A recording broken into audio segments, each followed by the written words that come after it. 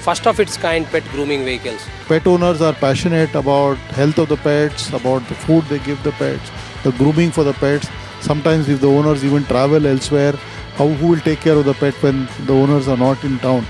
So this is a comprehensive one-stop solution for everything to do with pets. If you see that LCD screen, we can live stream what is happening inside with the pet, so that the pet parents are very happy. Apart from this, we have a camera inside with which we are sending a link to the pet parents' mobile phone, so they can watch at their office, at their home, and watch what is happening with their pet. So Pet Folk is extremely hygienic. They also have a 360 camera when your pet is getting groomed. They have an entire video that there is no other business happening, and they are super hygienic and super duper clean. So I think this is an amazing idea, and all the best to Pet Folk. And it's a lovely news for all the pet parents. The groomers we have brought are very well trained professional people, trained properly for months together. So now they know how to be very kind to the pets. The first challenge what I faced is to have a proper groomer. See, everybody claims that I'm a groomer. Everybody goes here and there and they say that, they come back and they say that I'm a groomer. But in this market, real groomers are very, very rare, who are properly trained, who are professional people, which this market is lacking. So I brought proper groomers. And I wanted to announce here that we are starting a grooming college very soon, so that we bring proper people from the Northeast, train them properly and make them proper groomers, so that we can use on our vehicles. I think it's a great idea because there's so much in this day and age. People don't have the time, or it's an advantage for people that have such a busy life, where they can have that luxury type of service where it comes to your house. Without going to a place where you're taking your time, your effort, and you know that your pet is being taken care of, and it's by a professional company like Pet Folk. It was very stressful for last 2-3 months to design these vans, because I have seen the pain what pet dogs are going through. Actually, it was like a nightmare for the pet parents when they send a pet dog or a cat to get it groomed. You have like such nice vans where you can groom your pets nicely. So I think you should try once. So I'm very excited to launch this Pet Folk grooming vans.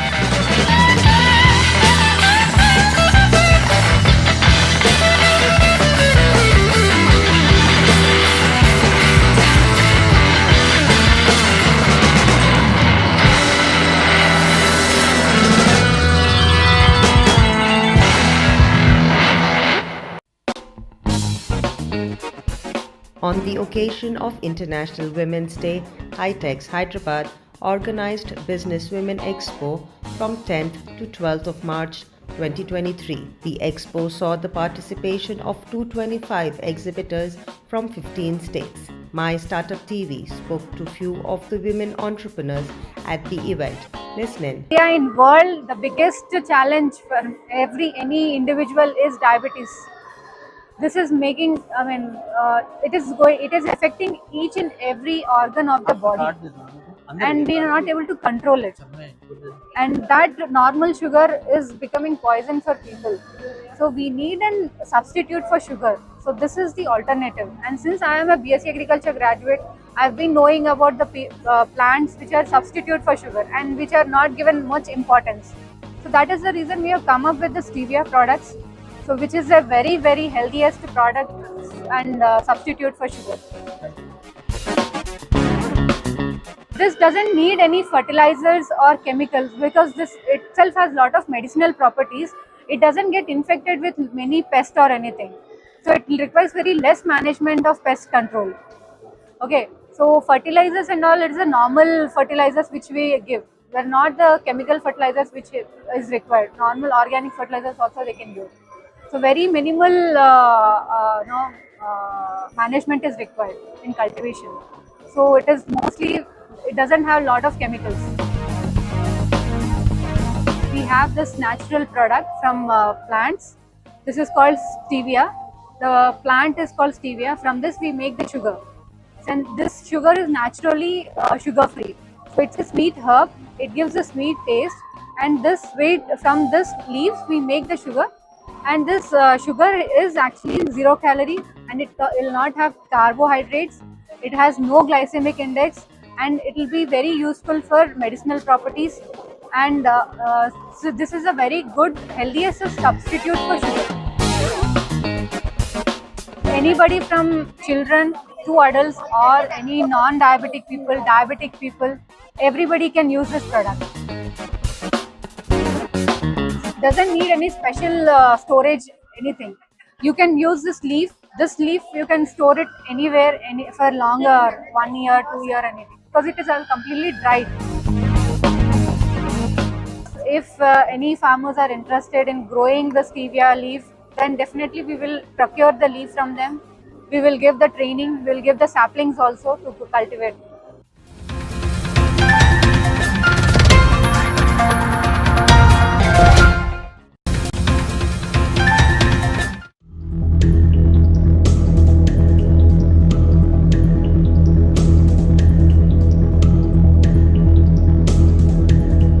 I now request our chief guest, Professor P.J. Narayanan, to deliver his address to the gathering. In fact, young minds, he might be a few thousands of students, I think, you are nurturing, and especially few hundreds of startups are emerging from IIIT CIE and IIIT associated organizations as well. He is mentoring, being a professor as well as director. Briefly to say, Professor P.J. Narayanan graduated from IIT Kharagpur, then MS PhD from University of Maryland, and then of course project scientist in Carnegie Mellon University. And of course, one thing I would like to tell, maybe some of you may be interested in the VR sector. I think he worked as a scientist D and E, scientist E, and head of vision and VR groups in CAIR DRDO, and past that, of course, more than 20 years he's been with IIIT, and around 9 or 10 years he's working as director of IIIT Hyderabad. So Professor P.J., please. The AIC at CCMB for giving me this opportunity. It was a wonderful experience listening to, seeing all your presentations, all your energy, your ideas, etc. So, I mean, startups are the big, everybody is talking about startups now. We say startup nation, startup India, all those things. But, one interesting aspect about startups in the last 5 to 8 years is that, there are so many of them, which is good. And like every one of you, you are solving problems for India. Many of these, we have great IT strength in India, but hardly a small percentage solve problems for India. They'll solve problems for all the rest of the world, because that's where the money is, that's where the opportunities are, whatever. So startups have work at the right, contact, price, cost corner that you can actually work on problems for India. And my only advice to all of you is that, like somebody said here in the presentation, the startup also, it's a journey, it's not a destination. If you should enjoy every minute, every day, at least every month of something happening, something progressing, and that something contributing not necessarily only to the company doing better or the startup doing better, but the final problem that you're addressing, that moved at least a delta or epsilon forward. I mean, that's the thrill. I mean, once as that thrill is there, you will succeed, things will happen. Okay. And what I saw, today there are many startups, and this being a hackathon and in 36 hours kind of time frame, you can only do some quick analysis or quick prototyping of things. So all these IT-based or tools-based, apps-based startups or solutions have a couple of things that you can do. One is, of course, nice interface and cloud, this and that an existing solution that is already out there, make it much easier for users to use, okay, and maybe integrate things together so that things that are here and there come together, and those are the things that standard IT does. Then there is next level. There's a lot of biological data out there. How can you get new insights by analyzing it with better tools. The more, AI is one kind of tool, but there are many tools available. That's really advancing the knowledge that is already there, or actually knowledge you're advancing this, and you're mining new information out of it, which even the scientists probably don't know. But we should all realize that all these rests on hard science that happens. Okay, you cross this road, there is CCMB there and there is IICT there. They have been working, people work on it for decades on small problems and advance the science. The science advances from which you can get some of these new ideas, new ways of doing things, and that produces, and there are a lot of opportunities of analysis. Today that's a new era. At IIIT Hyderabad also we do several projects on healthcare domain, primarily doing with images, or not just images, all healthcare data. So one of the things we do is we have a large-scale cancer screening program, oral cancer screening program, along with Grace Cancer Foundation here. We go all over the state and other places, and using basically mobile phone imaging, how can we do is screening. And we one good idea our people hit upon was to team up with a dental college in Andhra Pradesh. They have branches, screening branches at all over Andhra Pradesh state. So they equip them with doing this screening of oral cancer, so that we get a lot of data.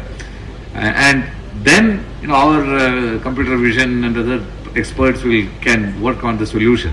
But data is very important. Good data, authenticated data is very, very important such thing. Similarly, there is a IPD, the pathological data set we are developing on brain cancer, cervical cancer and lung cancer, trying to create India-specific data. Now, this is the most important thing that many of you touched upon, which is very important. Is the scary part is many of our medical models, when you go to, are based on the West or where the research happens. India has not put enough resource in the research. So one of my colleagues about 5 years ago started this project of Indian Brain Atlas. So if you and I go, we have some problem with neurological problem, and they take a scan of your brain, they compare it with the standard brain, the Atlas, or the standard healthy brain that probably comes from Canada or Germany, and our physiology is different, and we don't even have Indian Brain Atlas, and all the diagnosis we do could be wrong because of that. And that's scary, right? All of us, we have billion people here, or 1.5 billion now, people here, and why can't we do this? So she started a very small project, 100 healthy individuals between 20 to 30 across the country, and created the Brain Atlas. So that Atlas is ready for anybody to download and use, etc. But that's like not even step zero in the whole journey. I've been trying how to get, ultimately this Atlas is useful only if neurologists start using it when patients walk in. And we don't even know what are the steps. From the 100, the data itself is credible, I'm told. She works with many neurologists here. It's usable. But this is medical data. This is not like a food delivery app. Going from a food delivery app to a pan delivery app or a lassi delivery app, those are all simple things. But you're talking about healthcare, the real stuff that touches all of us. So you need to make sure the diagnosis is correct, it is validated, goes through the regulatory hierarchy. It's all very important. I mean, it's not just bureaucracy. It's also protection when somebody uses those things and we are the patient. So that is a huge hurdle. We don't even know. I've been pushing our people to this partner. This project was none other than Sri Chitra Institute in Trivandrum, which is probably one of the topmost institutes in neurology.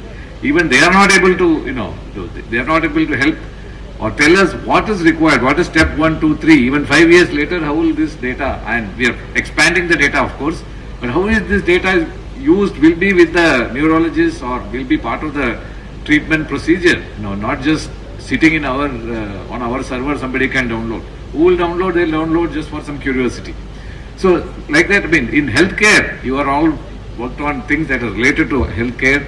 You need a lot of patients working on healthcare, as opposed to developing a pan delivery app, which can be done in a 24-hour time frame, and maybe somebody will use it, maybe nobody will use it, but it's all done in a less time. Whereas here that's why I want to emphasize, there is a hard science which takes decades, and then there are maybe today the intermediate layer of data analysis based on the science, which takes years, the developing the solution itself is easy, but validating it, and then there is the bringing it out. So you should remember all these things. You should be, if you are in the healthcare space, you should be ready for this long journey. But the great advantage is everything you do, it touches human beings, just the citizens of this country or the world, and it makes the goal is to make somebody's life better by diagnosing early or diagnosing better or reducing the pain or whatever. So that there's nothing that can substitute for that thrill. So be focused on that kind of goals, be focused on the journey, not the destination again, because that's what it takes especially in healthcare. And I'm glad to see so many people interested. We need many more people to working on such things, working with scientists, working with data analysts, AI people, front-end people, etc. So I'm very glad to see all this happening here. Good luck to all of you, all these companies. Don't lose the spark. Keep it lit and blow it into a big flame and a huge fire. Then maybe we'll all help end up changing something in the world. One last thing I want to say is all these startups get a lot of startups being young people doing startups, etc. There was a study about 8 to 10 years ago from Silicon Valley. They did a study of all the startups in Silicon Valley for 2 data points. What is the age of the founders, average age of the founder, and what is the average degree, educational qualification. So what is the guess of the average age of founders of startups in Silicon Valley, maybe in 2005 to 2015 time frame? It was 37 or 35 or 37. It is not, the 19-somethings and 18-somethings doing it. Those are, when 18-something achieves something, it is big news. But the hard work is done by people who have experience. And the average qualification is above master's level. Okay, in spite of 1 or 2 famous Harvard dropouts doing extremely well, that is not the norm. And you should all be clear that some dropouts are done well. That doesn't mean dropping out is an advantage, right? There is no causal relation between dropping out and being successful in your startup. It's just incidental that couple of extremely high-profile founders were dropouts from. They were dropouts from Harvard. To get to Harvard is itself shows they were not ordinary people in any sense. So what it means is the story there is. This requires maturity, this requires expertise. So you are all starting the journey. Don't be disheartened. Keep at it, and in the meanwhile, get experience, get advanced degrees, get experience by working with experts. Some of you, I see, some of you already worked with some clinical, some people who have been working on this audiology or all those people. That's all very, very important. It doesn't just come from vacuum by just an app cannot do these things. The hard science is what it's based on. Otherwise, it is worthless. Otherwise, it'll be like I said, the PAN delivery app. If it fails, it doesn't hurt anybody. If it succeeds, some people may be a little bit more happy. That's not a fundamental contribution you're making to the humanity. So that's all I have to say. And keep up. And thank you for inviting me here. And wonderful to see all the energy. Thank you.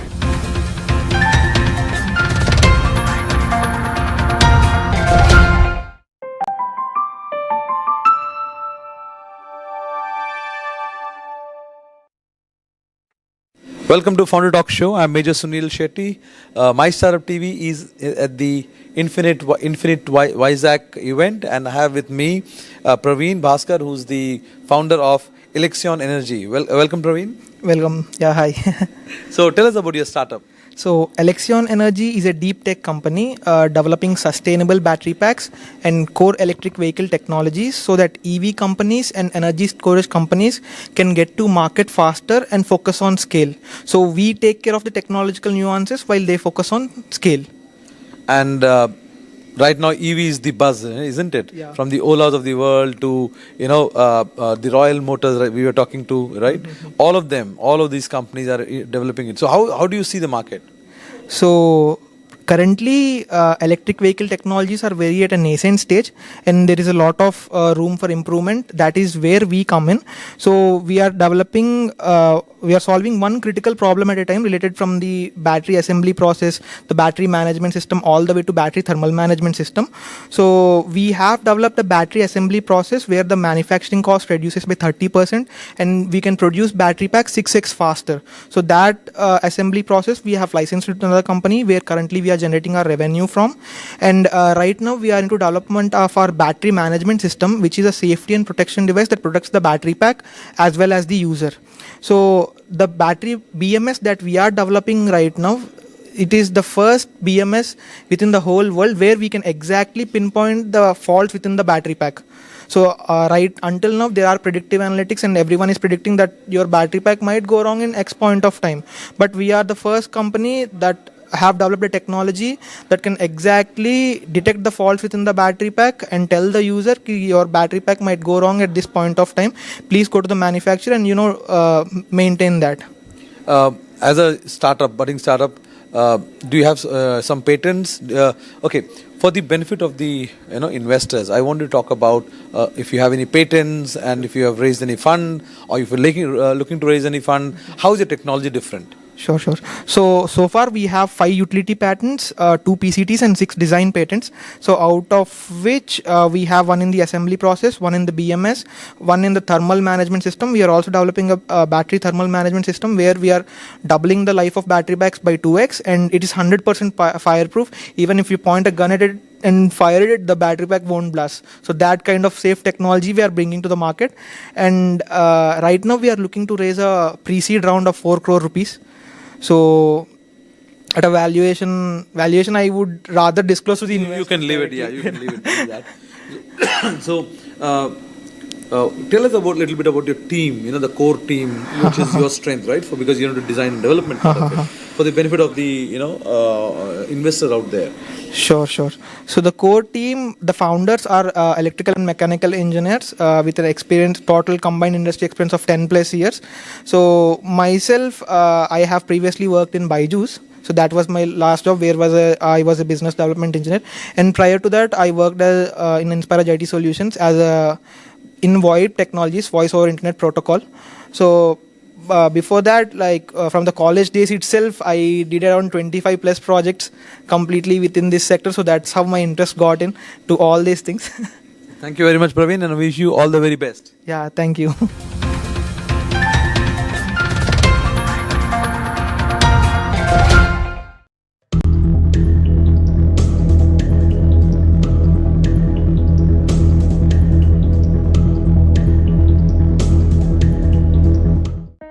Greetings, Mr. Ramakrishna Garu. We are here at Infinity Vizag, and we'd love to know what Ftronics is about and what you've been working on. Of course, Ftronics is a 37 years old company. Initially, it is a startup company in today's terminology. We started with a LED signage, and after that we migrated to the data acquisition systems for especially Indian Railways signaling monitoring. Now almost the entire Indian Railway signaling is monitored by our equipment, and that is able to collect the data in a real time with the IoT device, edge device, and bring that data to the divisional headquarters and analyze the data. And end of the day, objective is to reduce the accidents and make the availability of all assets, so that almost we are able to achieve zero accident stage. And we are able to improve the availability of that more than 50% compared to what it is. With all this data, railway officers will use this. This entire platform is built indigenously by us. We didn't use any of the international technologies. And, that is where we build today's IoT platforms indigenously. The same platform we'll be using it for other domains like weather monitoring, or otherwise water SCADA, or otherwise traffic management systems. And now the same thing we are now trying to improve to the next level, taking it to all analytics and making the data available on a smartphone, on a dashboards and alerts, and taking a feedback from the situation back to the things so that the entire IoT value dimension will be able to bring it so that all the challenges can be met with one single platform. So initially, before IoT or any of players like Eftronics have come up, there used to be manual boards with rail track diagrams and LED lights and indicators and all of that. And you have clearly made that entire process very easy, and there's now tracking, statistics and all of that. So when you see this change, how do you feel being the driver of that change? Of course, that is always needed. As a professional, our objective is to improve something, quality of life of the people. In the process, we make money and we make the country to grow, and we make our employees to all the stakeholders will get benefited. That is what is entrepreneurship. Absolutely, that's very inspiring to hear. And we're here at Infinity Vizag. So one word for Infinity Vizag and your entire journey and purpose of being here. Of course, basically I am part of ITAP from the beginning. So anything has to be developed by any area. One need to have this type of flagship payments in a continuous every year, so that we'll be able to bring all the stakeholders and create a networking opportunity, and knowing what is really the technology, where the opportunity to invest is one dimension, but same time knowing a technology and knowing the roadmap and what is the future directions. And all this helps young people or even the existing people also know each other. Wonderful. So thank you so much for talking to us, and I look forward to interact with you on more occasions. Thank you. Thank you so much.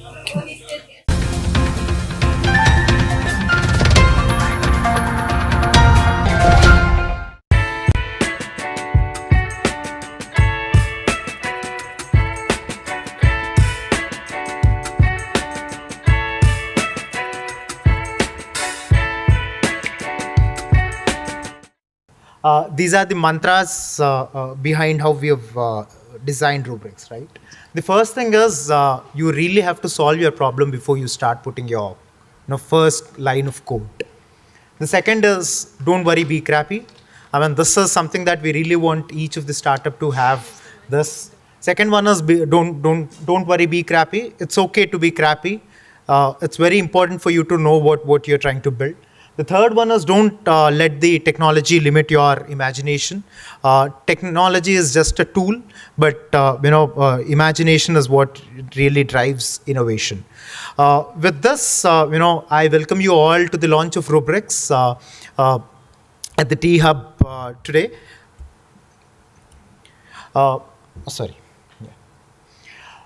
First of all, congratulations to all startups for being here.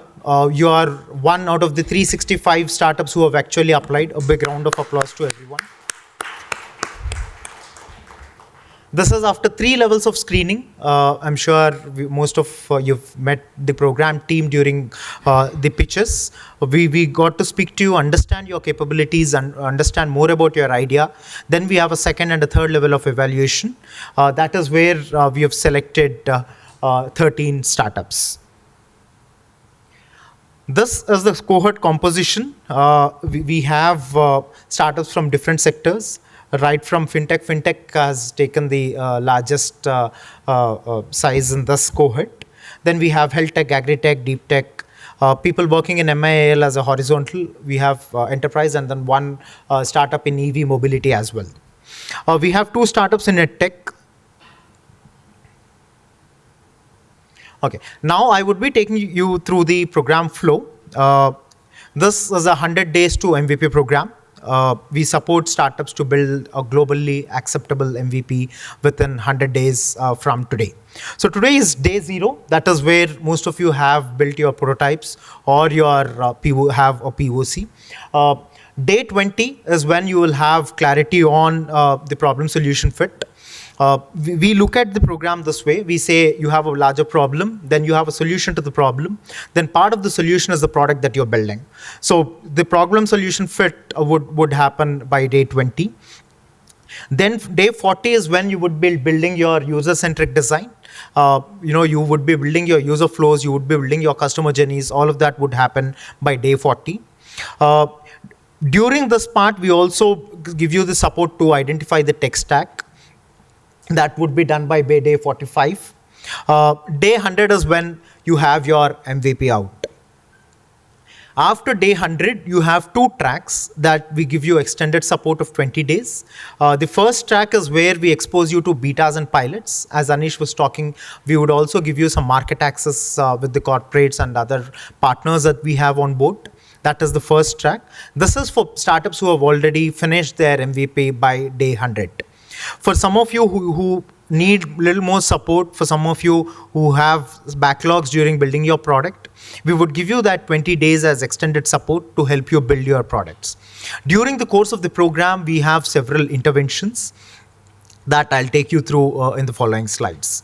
Once we have finished the extended support of 20 days, that is when we give you a demo day. This demo day is where you get to sit with some investors, talk to some partners. We will have corporates come here. And then a lot of market access connections and investor connections would happen during the demo day.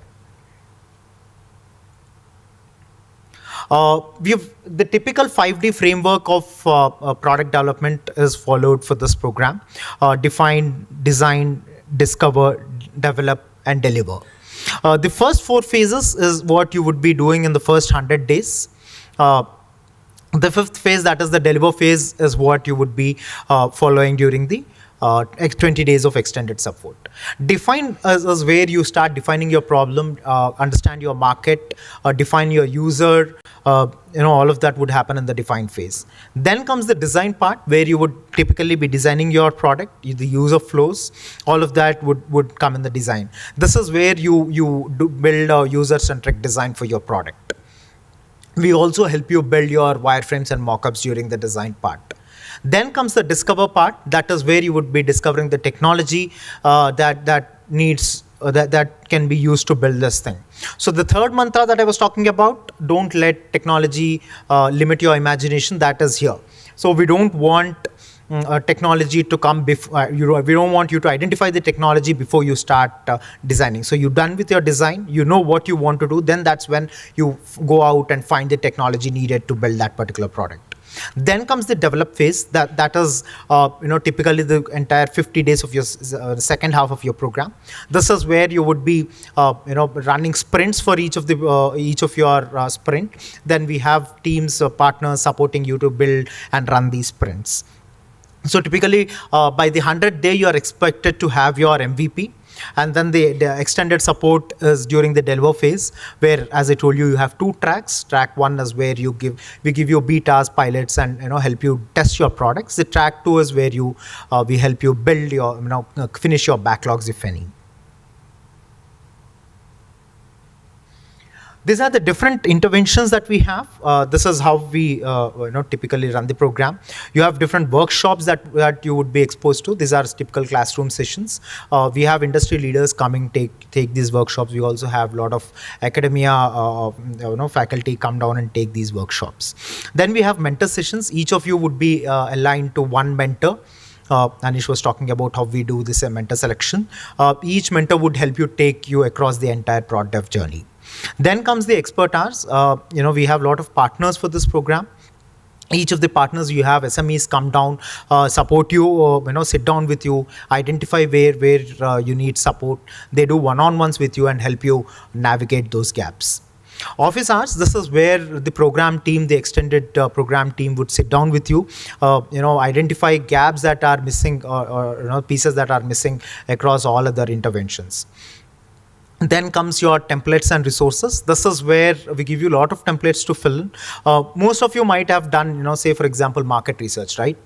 Maybe you might have Googled or pull out reports and all. But I'm sure most of you would not have put that in proper template. So this is where the templates would come into picture. We give you templates to fill in, and then these templates are reviewed both by the experts and by the mentors. This is the program timeline. We launched the program on 17th, that is today. Then we have a mid-cycle review. We take a break after our discover phase. From the 5D, we are finished with the first 3Ds, define, design, and discover. Then we take a break of 1 week. This is where we do a mid-cycle review. Our partners would come down, your mentor would come down, then you sit along with the extended program team, and validate all that you have learned and built across the first 3 phases. Then we give a break of 1 week, that is 6th to 13th is where we also help you clear your backlogs. Then 13th of March is where we resume the program. Till 5th of May is where we run the program, and then 5th is where you graduate. So day 100 is 5th of May. You are expected to build your products by the 100 day, that is 5th of May. From 5th of May to 26th of May, that is going to be your 20 days of extended support. After 26th of May or on 26th of May is where we will be doing your demo day.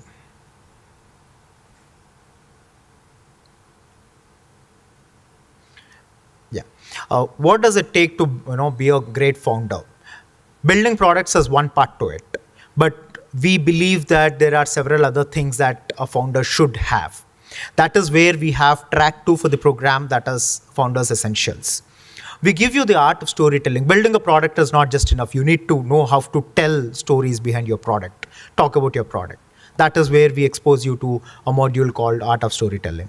Then 101 of Finance. This is where we see a lot of our startups struggle, because we are not sure how much budget do we have, and how do we spend that budget. Then we have partners come down, take this module of 101 of Finance. We help you structure your product finance. We help you have your finance against your resource plan, against your product roadmap and all. Then comes failure stories. This word, I don't see it as a negative word. Failure is something that is very important. Each of us actually should go through failure. I've been through a couple of failures in my life. So failure story, we will have people who've built great products but couldn't make it to the market. We'll have such great people come down, talk to you, share their insights with you during the failure stories module.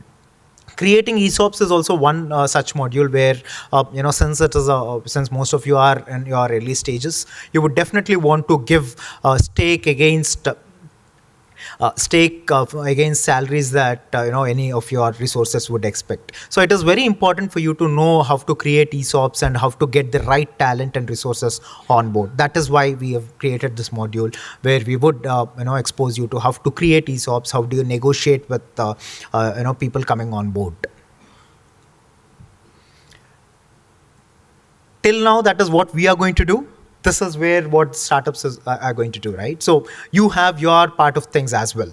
We expect you to spend 6 to 8 hours every week during the 100 days. We expect you to attend all your sessions, RSV to all your sessions. There should be a constant cadence on what is happening with your product with us. We expect you to give feedback after every intervention for us to improve our interventions, for us to help you build your products better. Submissions, this is something that is very key. We expect you to submit all your templates and then your whatever is being given to you on time. Last but not the least, we expect you to ask for support. This is very important. There's very limited that we can do from our side, but once it comes from your side, we push ourselves to deliver more than what is there. So always please remember, ask for support, ask whatever you want.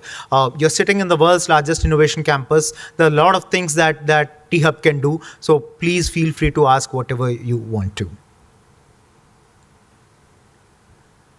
Again, as I told you, led by entrepreneurs, backed by industry.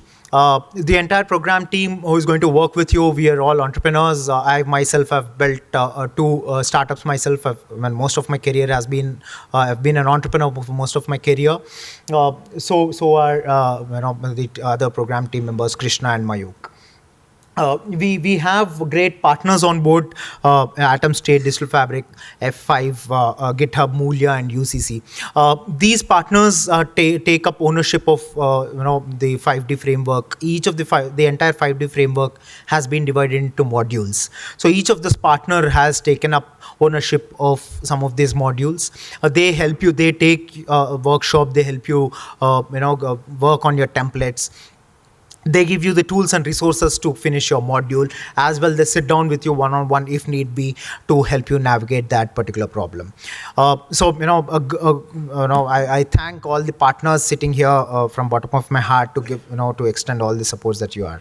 Thanks a lot. Big round of applause to partners. With that, I come to an end. This is This is the extended team that you would be working with, the entire T-Hub. We are not just 3, we are 63 members. So, we are going to give you all the support that is needed. Welcome aboard, welcome to Rubrics. Let's make sure, we'll make sure your 120 days are going to be memorable. With that, thanks a lot.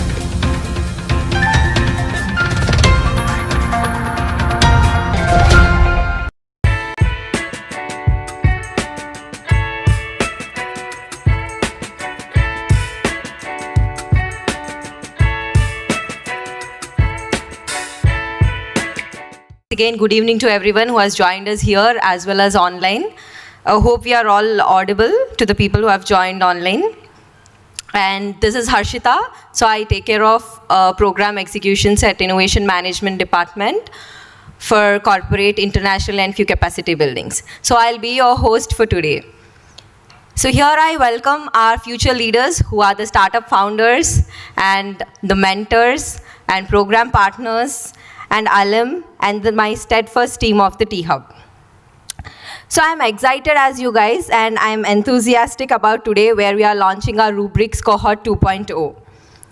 On that note, I would like to urge to invite Mr. Anish Antony, who is Chief Delivery Officer at T-Hub, to talk all about innovation management. Where T-Hub enables startups during their life cycle through each and every intervention, which will be aligned to our 6M and 2P framework. Anish, over to you. Good evening, everybody. Thank you so much for coming over. Firstly, I think,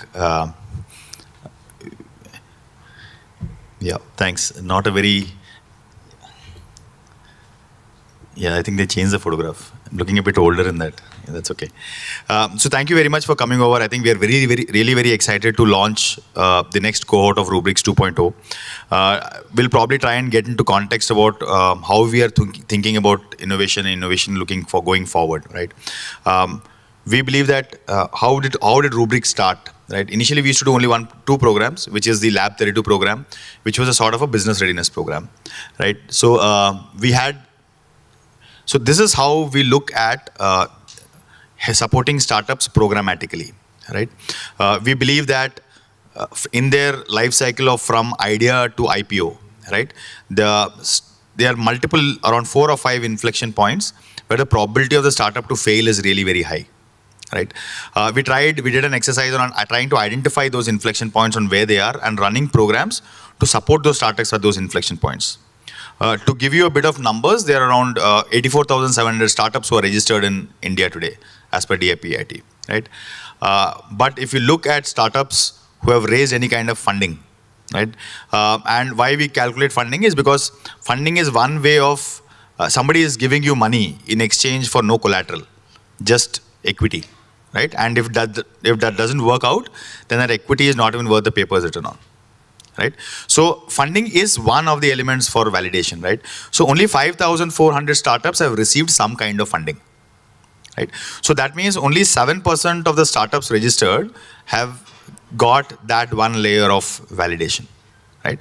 So that is one reason why we believe is that all of these inflection points at certain point the startup ends up, giving up and not continuing the journey. So we've identified these 5 points and we want to support them at these 5 points to make them more successful, right? So initially we started off with just the Lab 32 program where it was a business readiness program. But then we did a sort of a backward integration and realized that for people, there are very high percentage of failures which happen in the first and the second stage itself, which is the idea validation stage, which means I have an idea and because I'm so convinced and I've so bought into the idea that I believe that idea will work. My idea will work, right? And this is the greatest idea and I'm sort of inventing fire and that kind of stuff, right? So what we do is we sort of go and give them a reality check. We also give them a lot of data points which they can use, a third person's objective view as to how you should be looking and what are the parameters which will help you identify if your idea can become successful or not. Who is your client? Who is your user, right? I mean, does it make business sense? What is the total market? Have you calculated the addressable market correctly or not? Does your idea make sense? Is the pain big enough for you to solve and so on and so forth, right? The second piece where we realize where people fail is creation of product, right? If I have to take an example of a medical doctor, right? Then these guys actually know that this is a medical problem and this product will solve it, right? And maybe it is a big enough problem for people to solve, right? But how do I create a product out of it? So I am an MBBS doctor, right? So I don't have any experience in creating a product. So that is why we believe that this next stage, which is what the rubrics is all about, is to help you create that product which gives you the best chance of making your business alive. When I say business alive, from product, start generating revenue. That is when the life starts kicking into your business. You start getting the steady stream of revenue, right? You don't want to go to the market and then realize that this is not what the market wants, right? Or come back and then reinvent your product. We don't want you to do that reinvention of your product again and again, right? We want you to do it right and do it right the first time, right? Once that happens, what we also want to do is we also want to help you take your product to the market, which means that we also do a lot of corporate innovation programs. We are very well connected with a lot of corporates. We're connected with the government. So as a part of the previous cohort itself, while the cohort was underway, a lot of startups actually started generating revenue because we connected them. Like for example, there was a sustainable startup called Carbon Dynamics, right? So those guys actually went out and started generating revenue while the product was going on itself because they were slightly advanced. When they entered itself, they had already done some amount of homework on product creation, right? They started already generating revenues even before the cohort was over. So even when the cohort was over, they had a good healthy revenue pipeline of 50 to 70 lakhs and so on and so forth, right? So we want you to take your product out there, and if you're fast enough, early enough, maybe you can start generating revenues even before you leave the cohort and go out, right? What we also want to do is we want to use this as a feeder to our next program, which is a business readiness program, which is a Lab 32 program. Typically, the qualifying criteria for a Lab 32, which is a business readiness program, is you should be able to see some kind of traction, right? So if you're able to create your product, right, we would not only try and expose you to the market outside during the current program, or also we would like you to handhold you through our next program, which takes you and accelerates your business growth, right? So typically our Lab 32 program sees, since you already received a first sort of validation of your product, that focuses on business acceleration, which means how is your revenue pipeline growing? How is your sales pipeline growing? How is your unit economics? Is it working out or not? So that is the next step of evolution, of course, right?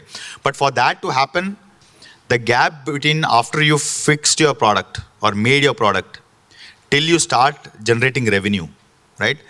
That is a sort of valley that you have to navigate, right? So creating your product efficiently and effectively is very important so that you can so that valley is very, very short. So you can jump that valley very, very easily. So I would like to request you to please focus on the program. We've got an amazing program structure set up.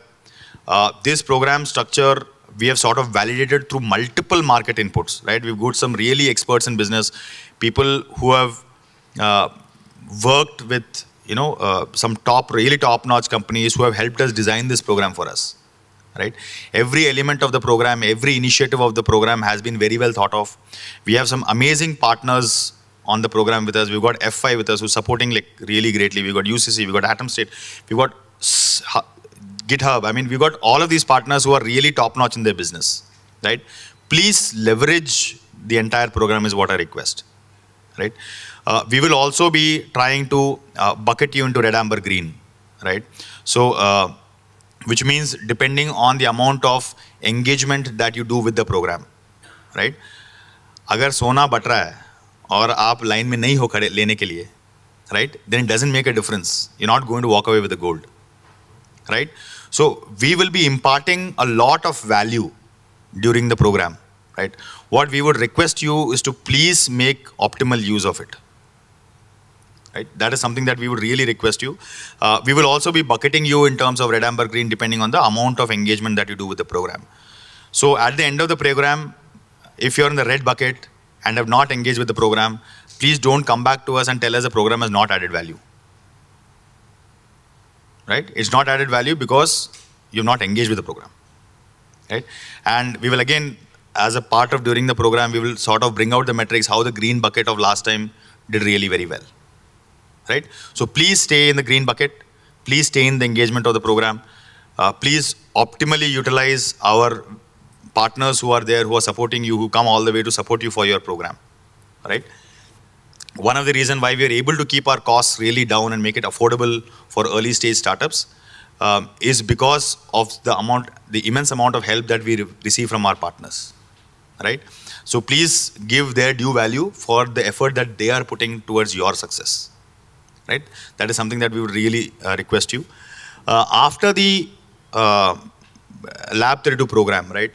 Many of the startups or many investors today have started investing in early stage, even at the idea stage, right? What does it mean, right? It means that in 2021, the amount of funding raised by Indian startups were 44 billion, right? And the amount of funding raised last year, right, was 24 billion, right? But the number of deals done last year, right, were 30% more than the number of deals done in 2021. Which means the average ticket size, or investors have started investing in earlier stage startups at smaller ticket sizes, right? So we will also try and expose you to investors who are interested in investing in early stage, so that your journey kicks off, that hockey stick start kicking off earlier than what you expected. But again, it comes back to the same thing. Engage with the program, build a great product, prove to the investors that your roadmap is absolutely clean. It's not downs and ups, right? You have a clean graph, right? And those guys will buy into it, right?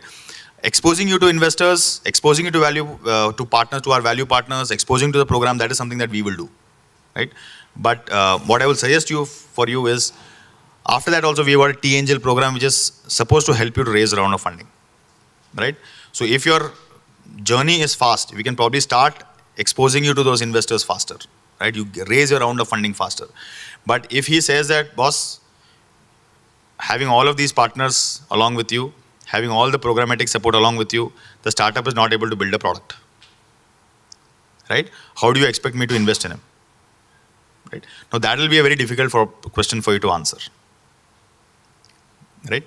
So please do take the program seriously. Subsequent to raising the investment, we have again a program for scale. Please believe me that more startups die due to indigestion than due to starvation. Okay, you get the money, now you don't know what to do with the money, pizza party, hey. Right, but that's not how it works. Okay, so we have a program which will help you deploy that money correctly. We will engage with partners so that people support you as much as they can with credits and offers, so that the money that you generate can be properly utilized, right? Your roadmap is set out correctly, but that is at a much later stage. The point I'm trying to make is, if you get it right here, right, the rest of the journey becomes really very easy for you, right? So, and this is the right place to get it right, because यहाँ पे आप जितना deviation करते हो ना, 1 degree of deviation here, वहाँ पहुँचते it is totally out, right? सबने अपने engineering किया हुआ है, right? At the source, if you deviate by 2 degrees, it goes out by 20 miles on the top, right? So please get this program right. I am very sorry for being so firm here, but I would like to drive the point home. And a little of that is from my background, right? So prior to T-Hub, I was one of the founding team members of MyGate, right? And MyGate grew 10x every year for the past 6 years, right?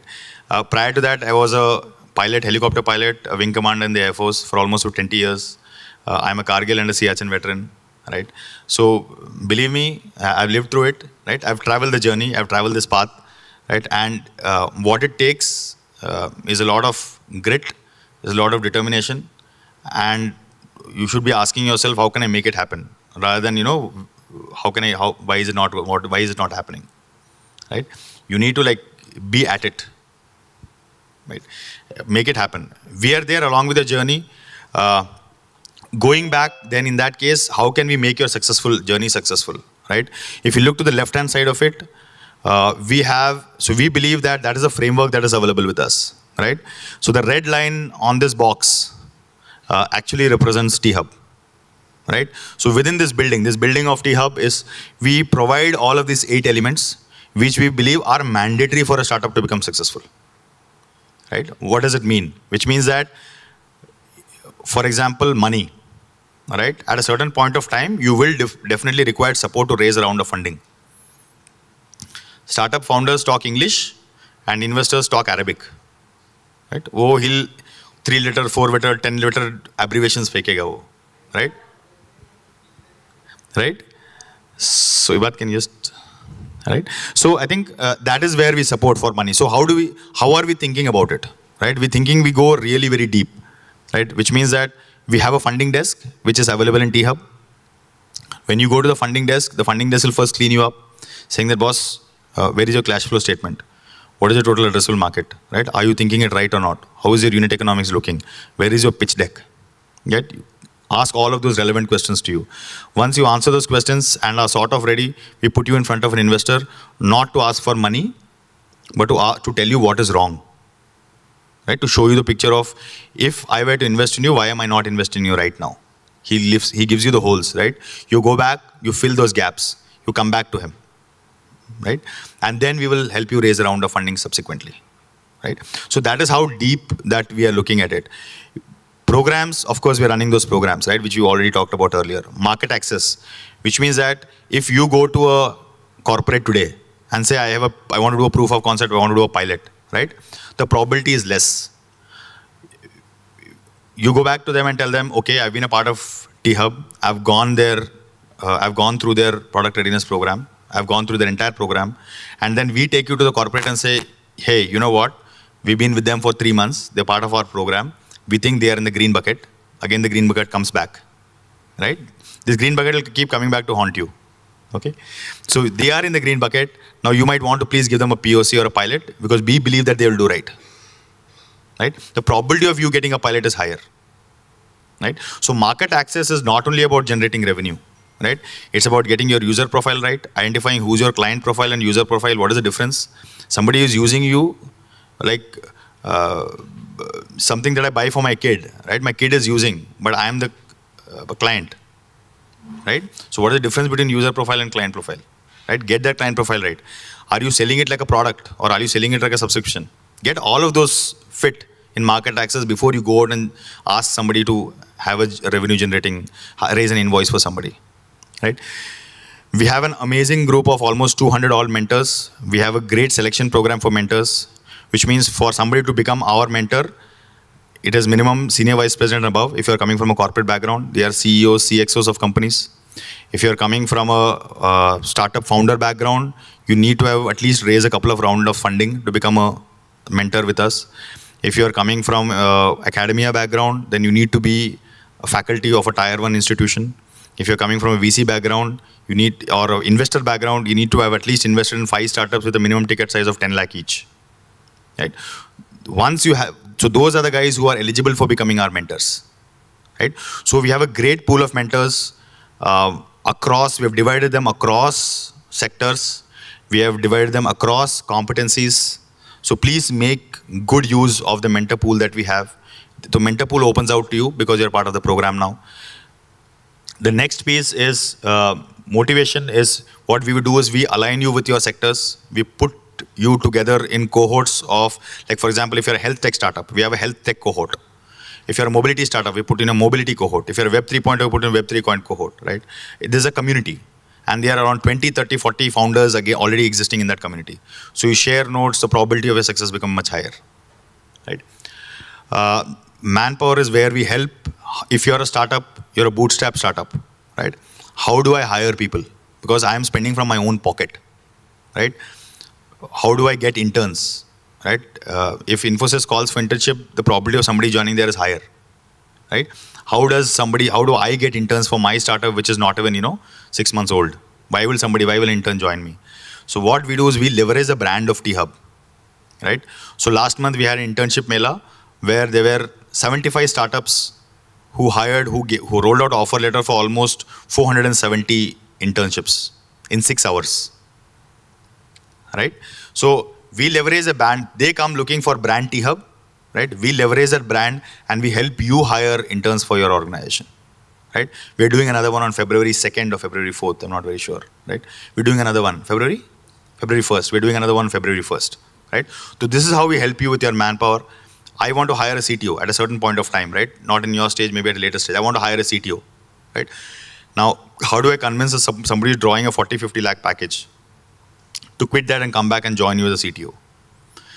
How do you structure his ESOPs? How do you structure his equity, right? How do you vest it over what period of time? What is the minimum? What is the maximum? What is the going rate in the market right now for a CTO? What is the going rate for a CBO? What is the going rate for whatever it is, right? So we help you with that piece of manpower as to how can I get great talent at manageable costs. The next is partnerships, where when I say partnerships, what we do is we have identified approximately 13 categories. Right? It could be categories from cloud computing, it could be DevOps, it could be HR, it could be legal support, it could be anything. BFSI, banking financial services, it could be anything, right? And each of this again we've developed into subcategories, which is if I'm looking at cloud, then how do I have cloud storage? How do I have cloud computation? How do I have various things, right?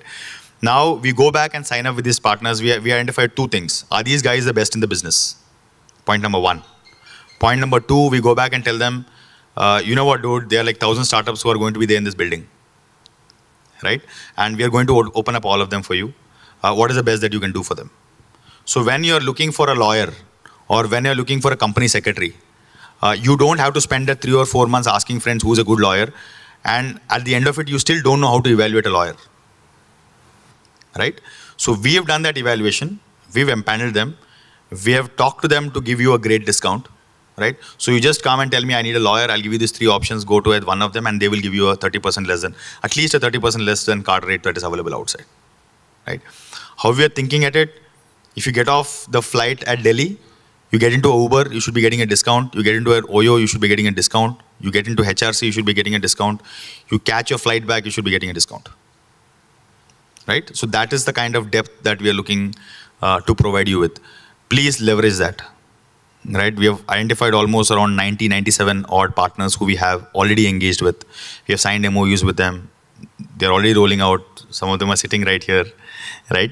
So they are our own, some of them are own T-Hub startups, right? So they are sort of, in fact, we sort of ask them to pay back, right? If you feel that we have done good for you, please extend that to our next generation of startups. Right? And we will come back to you also, saying that if we have helped you, then why don't you extend back to the ecosystem? Right? So that is how we look at partnership, and also we provide a lot of policy support. What is the current policy on, I don't know, cyber currency? Right? What is the current policy on EV? How is the government looking at it? Right? We also are the sounding board for the government, where they put a lot of white papers to us where we ratify saying that this will work, this will not work. And we help them define their policies, right? That piece again we do. So we'll be able to give you a lot of policy support on that, right? My request to all of you would be, so this is what we have, right? Please leverage it. Please reach out. One of the deliverable for our own value partners desk is the amount of engagements that they will be able to make between our value partners and the startups. Okay? उसका variable पे depend होगा कितना engagements किया है उसने, right? My value partners are very happy, so that's good. So I think that is how we are looking at it, so that you can be able, guys can get out a lot of value out of this. So I am sort of done here. Thank you, Anish, for setting up the platform and driving us with the right path for today. And now, without any further delay, I would like to introduce our super team behind the rubrics. That is Vinay Peddinti, Program Lead, and Krishna Kumar and Mayuk Reddy, who are Program Associates, who will be associated with you all for this 100 days of journey starting from today. Thank you for setting the stage, Anish. You see 3 statements on the screen. These statements are the mantras of how we have designed rubrics. You're not able to see it? I'm sorry, okay. Yeah. These are the mantras behind how we have designed rubrics, right? The first thing is you really have to solve your problem before you start putting your first line of code. The second is don't worry, be crappy. I mean, this is something that we really want each of the startup to have this on the... Okay, that's okay. You can increase the volume. Yeah. Second one is don't worry, be crappy. It's okay to be crappy. It's very important for you to know what you're trying to build. The third one is don't let the technology limit your imagination. Technology is just a tool, but imagination is what really drives innovation. With this, I welcome you all to the launch of Rubrics at the T Hub today. Sorry. First of all, congratulations to all startups for being here. You are one out of the 365 startups who have actually applied. A big round of applause to everyone. This is after 3 levels of screening. I'm sure most of you've met the program team during the pitches. We got to speak to you, understand your capabilities, and understand more about your idea. Then we have a second and a third level of evaluation. That is where we have selected 13 startups. This is the cohort composition. We have startups from different sectors, right from fintech. Fintech has taken the largest size in this cohort. Then we have health tech, agri-tech, deep tech, people working in MIL as a horizontal. We have enterprise, and then one startup in EV mobility as well. We have 2 startups in EdTech. Okay, now I would be taking you through the program flow. This is a 100 days to MVP program. We support startups to build a globally acceptable MVP within 100 days from today. So today is day 0. That is where most of you have built your prototypes or your have a POC. Day 20 is when you will have clarity on the problem solution fit. We look at the program this way. We say you have a larger problem, then you have a solution to the problem, then part of the solution is the product that you're building. So the problem solution fit would happen by day 20. Then day 40 is when you would be building your user-centric design. You would be building your user flows, you would be building your customer journeys. All of that would happen by day 40. During this part, we also give you the support to identify the tech stack. That would be done by day 45. Day 100 is when you have your MVP out. After day 100, you have 2 tracks that we give you extended support of 20 days. The first track is where we expose you to betas and pilots. As Anish was talking, we would also give you some market access with the corporates and other partners that we have on board. That is the first track. This is for startups who have already finished their MVP by day 100. For some of you who need a little more support, for some of you who have backlogs during building your product, we would give you that 20 days as extended support to help you build your products. During the course of the program, we have several interventions that I'll take you through in the following slides. Once we have finished the extended support of 20 days, that is when we give you a demo day. This demo day is where you get to sit with some investors, talk to some partners. We will have corporates come here. And then a lot of market access connections and investor connections would happen during the demo day. The typical 5D framework of product development is followed for this program. Define, design, discover, develop, and deliver. The first 4 phases is what you would be doing in the first 100 days. The 5th phase, that is the deliver phase, is what you would be following during the 20 days of extended support.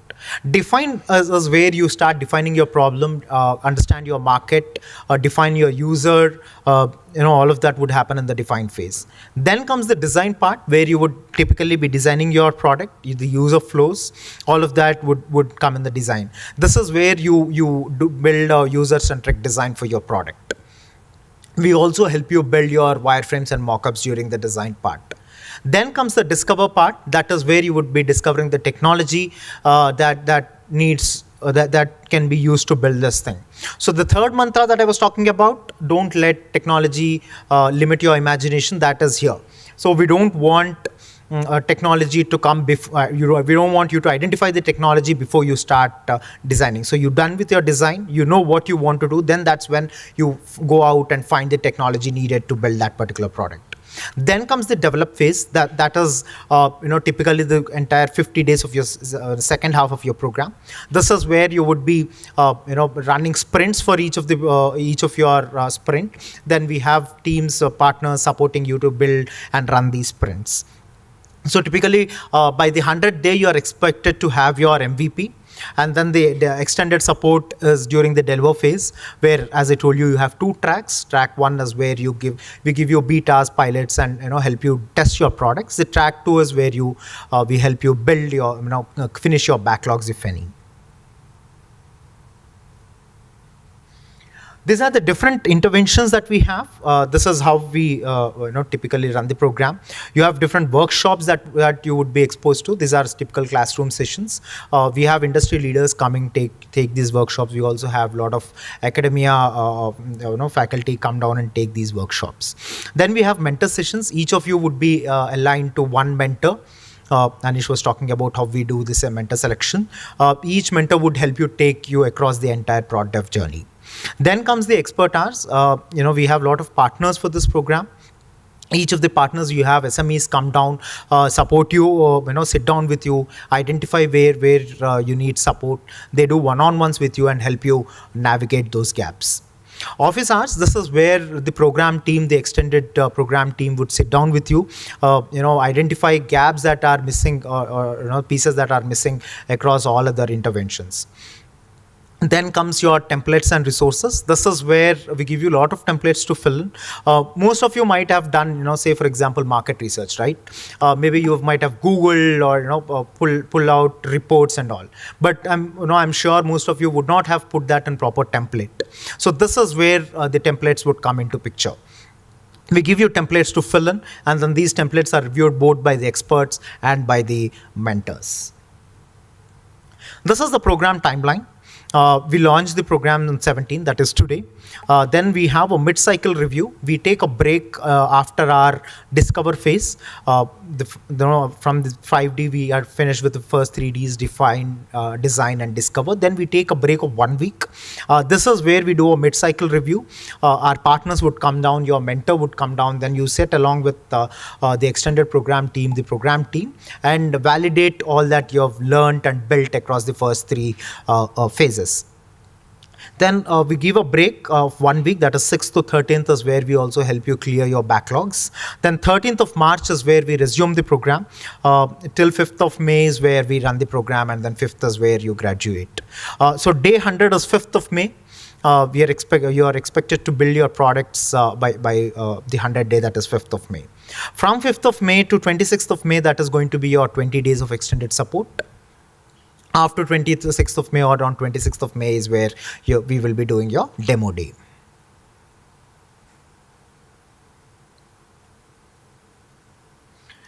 Yeah. What does it take to be a great founder? Building products is one part to it, but we believe that there are several other things that a founder should have. That is where we have track 2 for the program, that is Founders Essentials.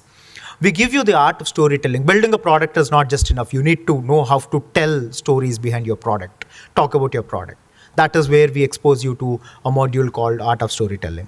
Then 101 of Finance. This is where we see a lot of our startups struggle, because we are not sure how much budget do we have, and how do we spend that budget. Then we have partners come down, take this module of 101 of Finance. We help you structure your product finance. We help you have your finance against your resource plan, against your product roadmap and all. Then comes failure stories. This word, I don't see it as a negative word. Failure is something that is very important. Each of us actually should go through failure. I've been through a couple of failures in my life. So failure story, we will have people who've built great products but couldn't make it to the market. We'll have such great people come down, talk to you, share their insights with you during the failure stories module.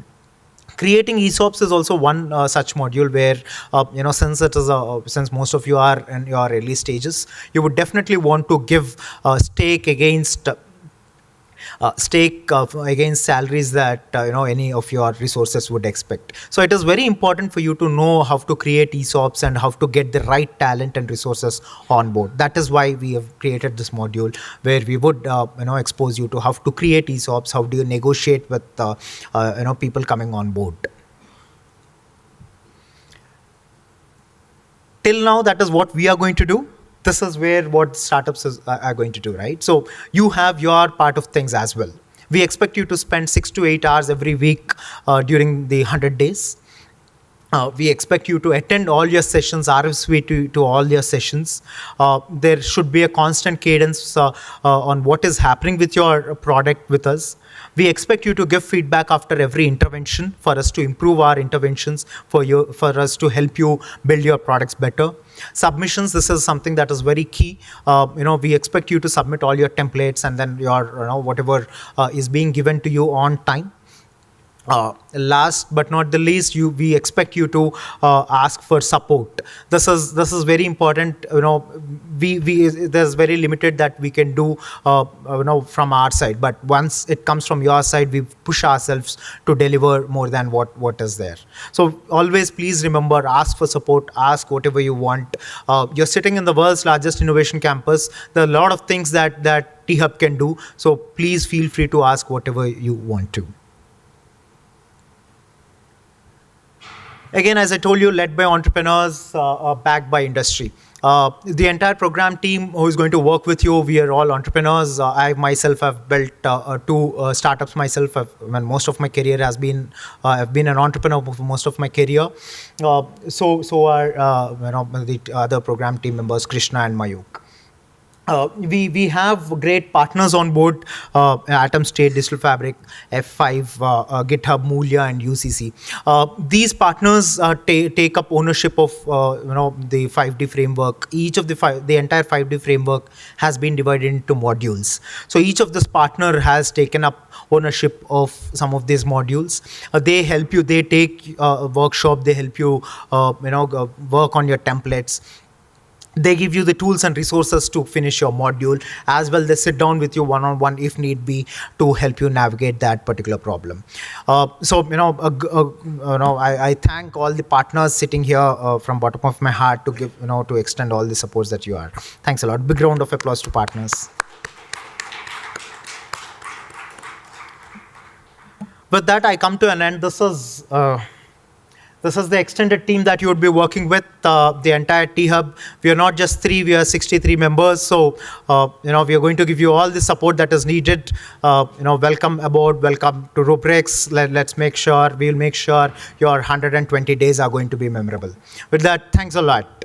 I'm available for any questions offline right now here, especially from the from the startups. Please.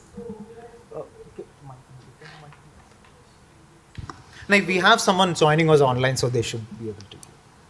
So we are expected to join everything offline or online? So the program is a hybrid program. We have resources joining across the continents. So some of these sessions are going to be hybrid. We expect you to come to T-Hub 3 times. 1, right now you're here. 2 is during your mid-cycle review. Then 3 is going to be your demo day or your graduation day. Most of these sessions would be hybrid sessions.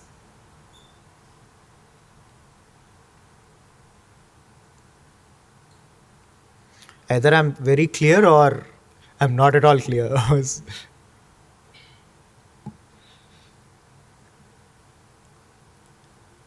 Please.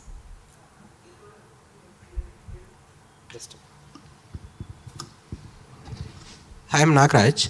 So I would prefer in that 100 days, most of the time would work as a year directly. It's how can I make the intervention? We can work around. We have some discounts for people picking up the seat during the program. Okay. So we can during the connect program. Connect offline to get that thing sorted. Sure. Thank you.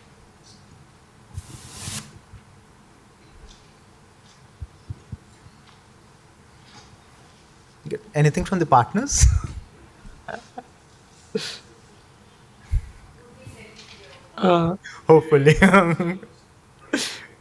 Vinay, can you hear me?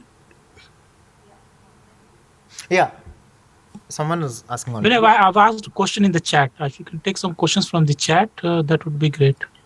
Sure, thank you.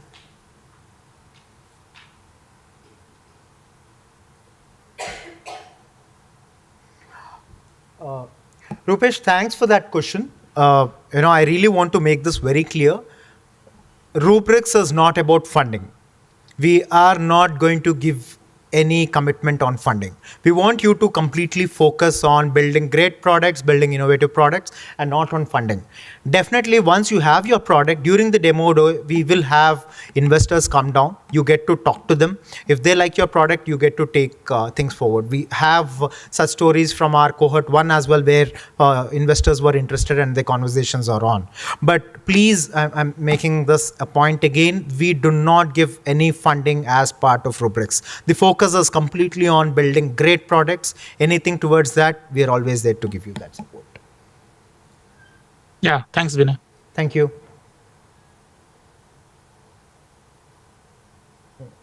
Only by asking questions or something else? Rupesh, was that right now or? No, I think those were the earlier questions. This was the recent one. Great, great. Thanks a lot for that. Anyone else? So I think Vinay has been amply clear, right? But I just wanted to. Is this working? Clicker working? Yeah.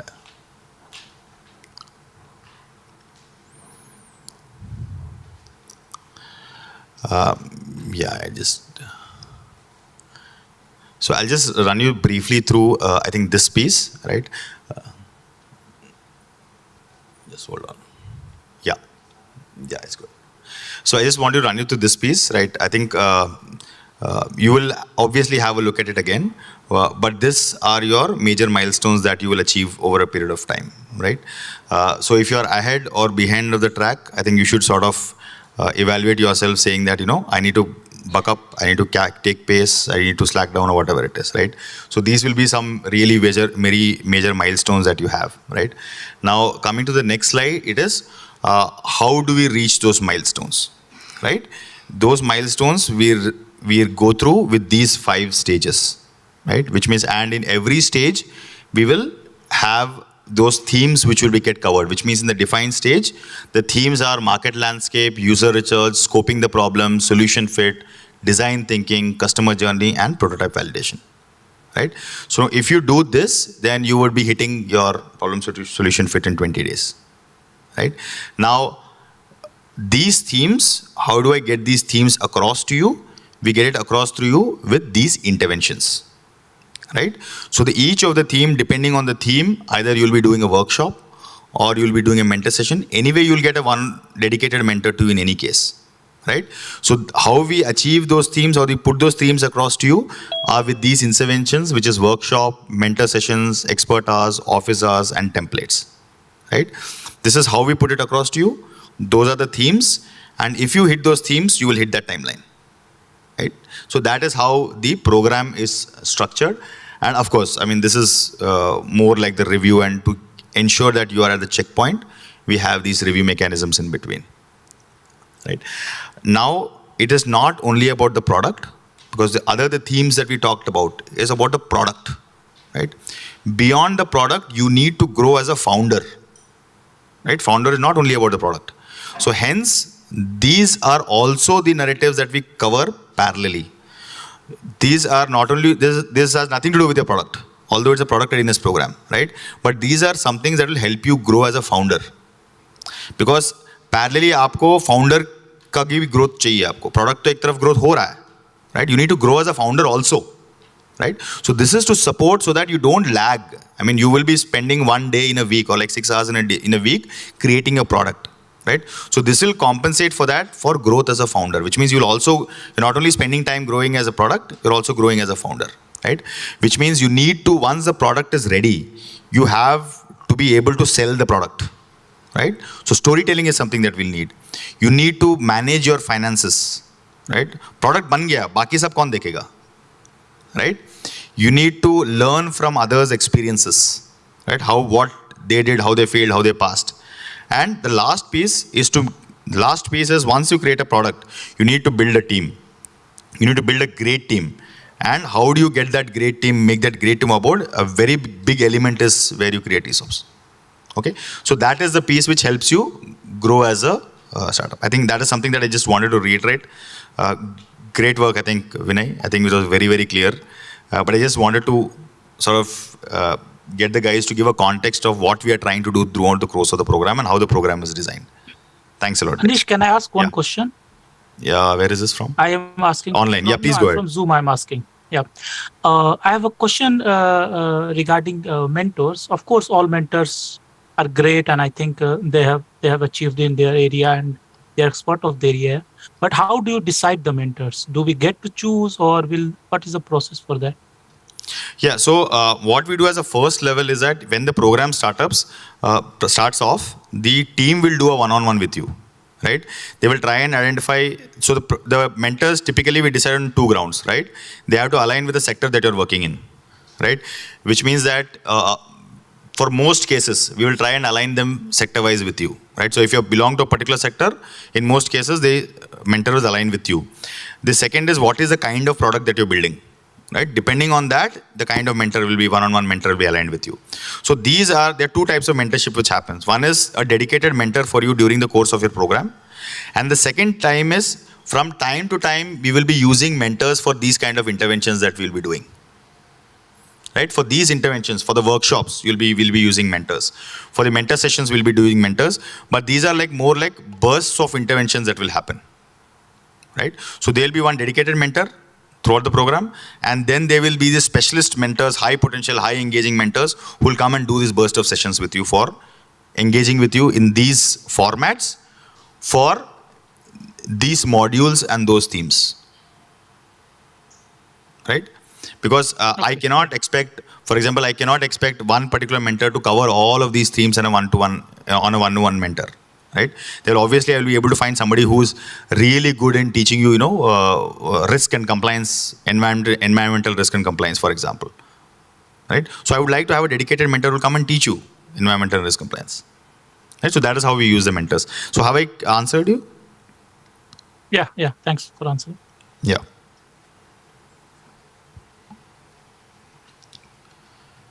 Anything else, guys? Okay, thank you so much. Thank you very much.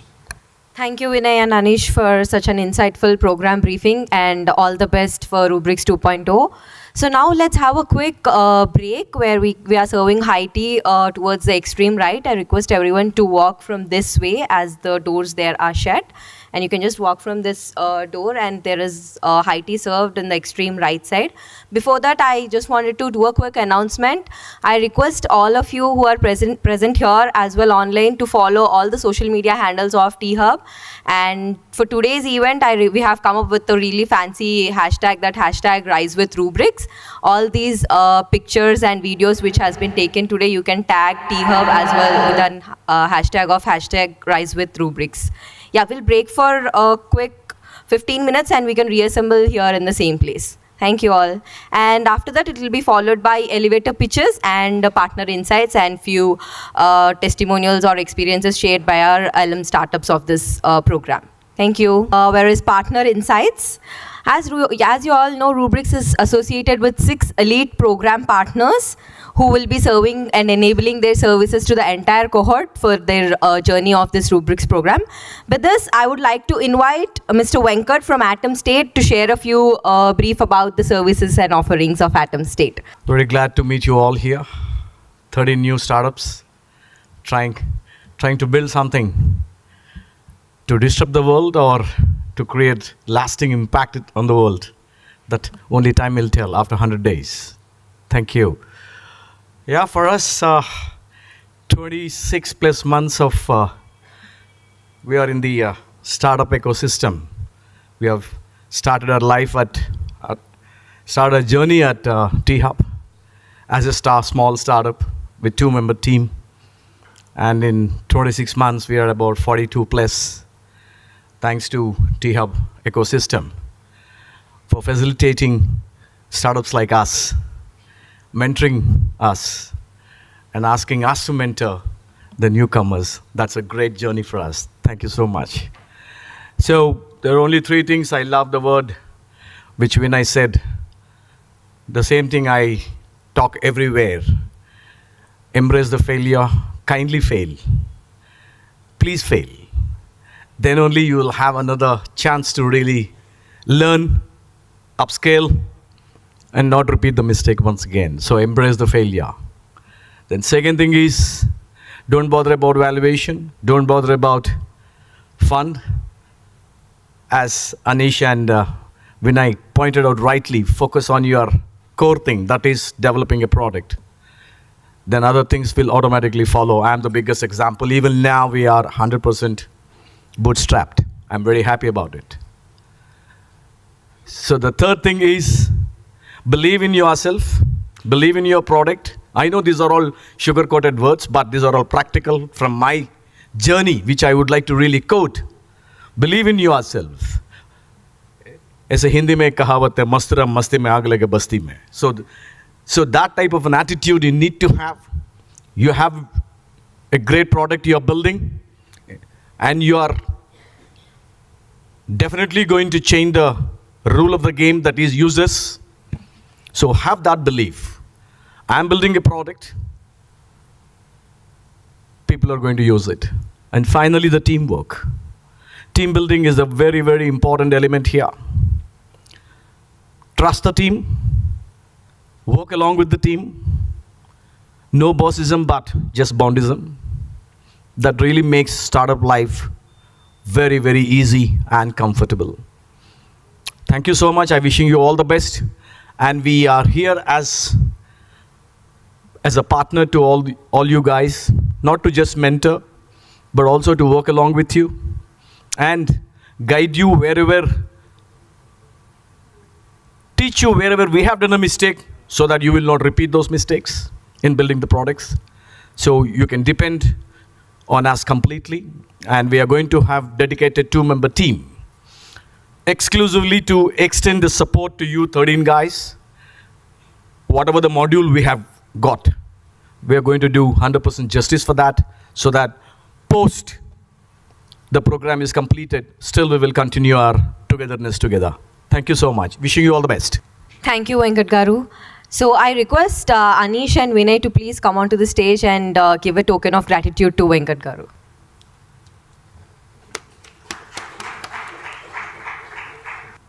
Now let's move on to Digital Fabric. I would like to invite Mr. Ashwin from Digital Fabric to share offerings about Digital Fabric. Over to you. I'm Ashwin Gaidani, founder and CEO of Digital Fabric, and I'm glad to be part of this program. So at the first place, I would say congratulations to choose this most innovative journey for yourself, because I think it takes a lot to choose what you've done. And as rightly our friend said, and even I'm also part of the same clan. It takes a lot to be a founder or to start an idea and then drive it through and then see to its completion and then again start yourself again. So, and again, I'm not sure if you all know that the T-Hub has been awarded the best startup or the best incubator in India yesterday. Recording in progress. So, you know that you're at the right place. So that reiterates and pronounces the fact that you're sitting in the right place where you'll get the right guidance, which is nonetheless but the best.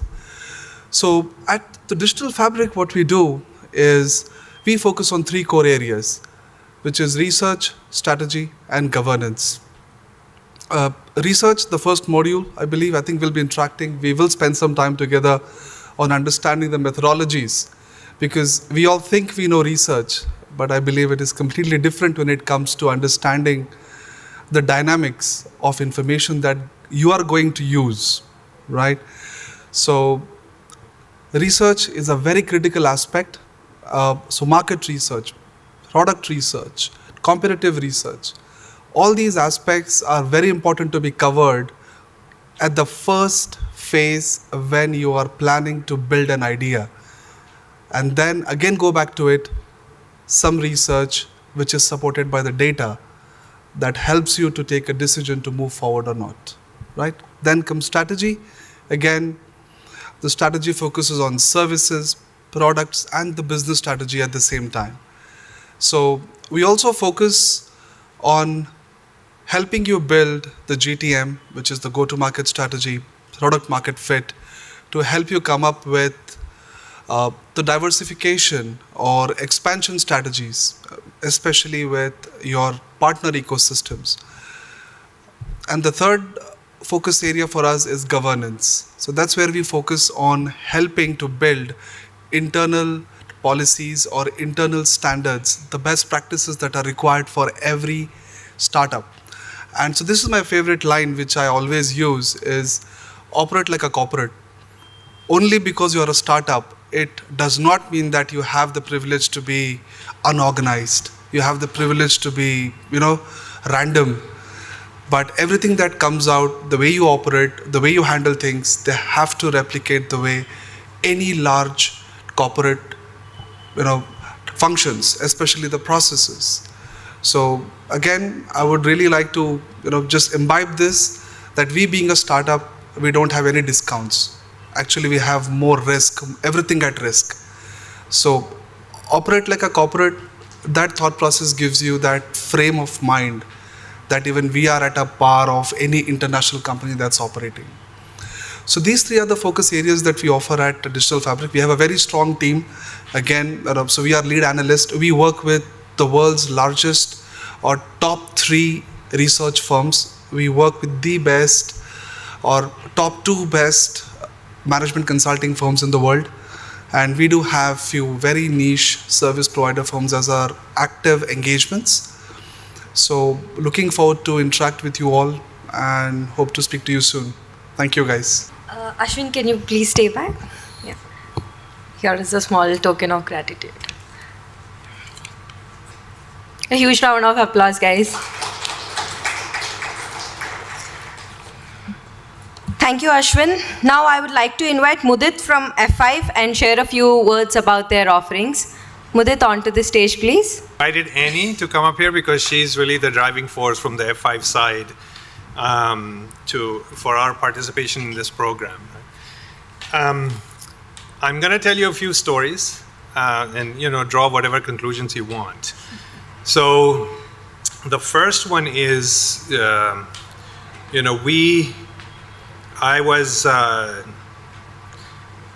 grew up in a village, and then my father passed away when I was very young, so my mom was a school teacher who brought us up.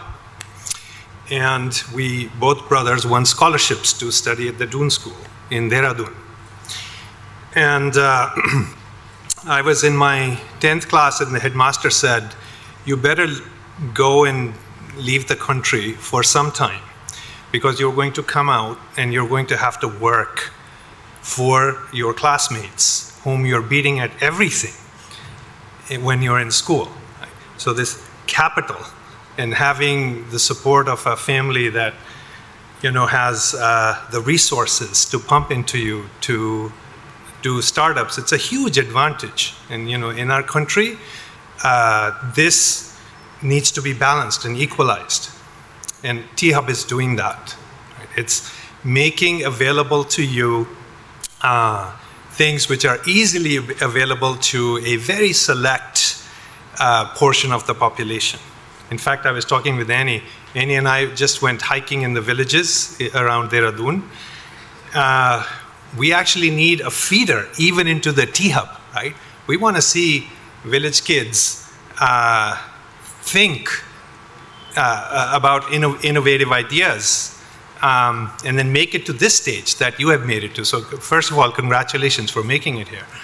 So from Doon School, I listened to my headmaster, and I went off to the US to study in something called the United World Colleges. And they bring students from every country in the world. It's another innovation to try and create world peace. And I think I often think about that. There were 5 or 6 United World Colleges when I was a student there, 11th class, 12th class. And there were students, from the then USSR, the Soviet Union, which many of you were not even born. You may not even know that there was such a thing, right? In the middle of the United States, there were students from Israel and Jordan and Palestine. During my orientation, I had to do some rock climbing. So there was an anchor on top, and I had to climb up this rock. And there was a person who was belaying me. So in case I fall, they grab hold on to the rope and make sure I don't fall and break my head. This person happened to be a woman from Pakistan. A woman from Pakistan in 1986. So this United World Colleges is an innovation which is trying to create world peace. Sounds like a lost cause, but we've been growing. And when you look around the world, it seems like it's not working, but we keep on going. Right? So our spirit, my spirit is infused with innovation. So after that, I showed up in New York City to study at Columbia University, and my mother called. And in those days, we didn't have cell phones, we didn't have the internet. So I would make a phone call, and there was one phone in the community where we lived in Agra. And someone would run home, and my mom would come, and 15 minutes later, I would call again.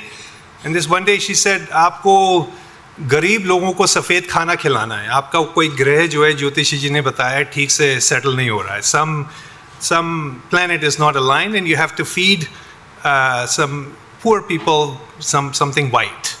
So what do I, I have to listen to my mother. I'm in New York City, what do I do? So I find this Italian pizza place, and they have something called Pizza Bianca. And now all this stuff has come to Hyderabad. I'm sure you can find it. It's pizza with white cheese. So I convinced them to donate some Pizza Bianca because I cannot buy. I'm a student there, right? Then I have to find Garib people, right? So I find the homeless community in New York City, and I'm brokering this feeding of white Pizza Bianca for these, right? And I made friends with that community. And actually, one of my mentors ended up being from that community. And my first startup was to try and get homeless people off of streets in New York City. And it was a wonderful failure. Our plan was to collect wood out of dumpsters in New York and make bookshelves and sell it to Columbia University students. We made one bookshelf that I had to buy, right?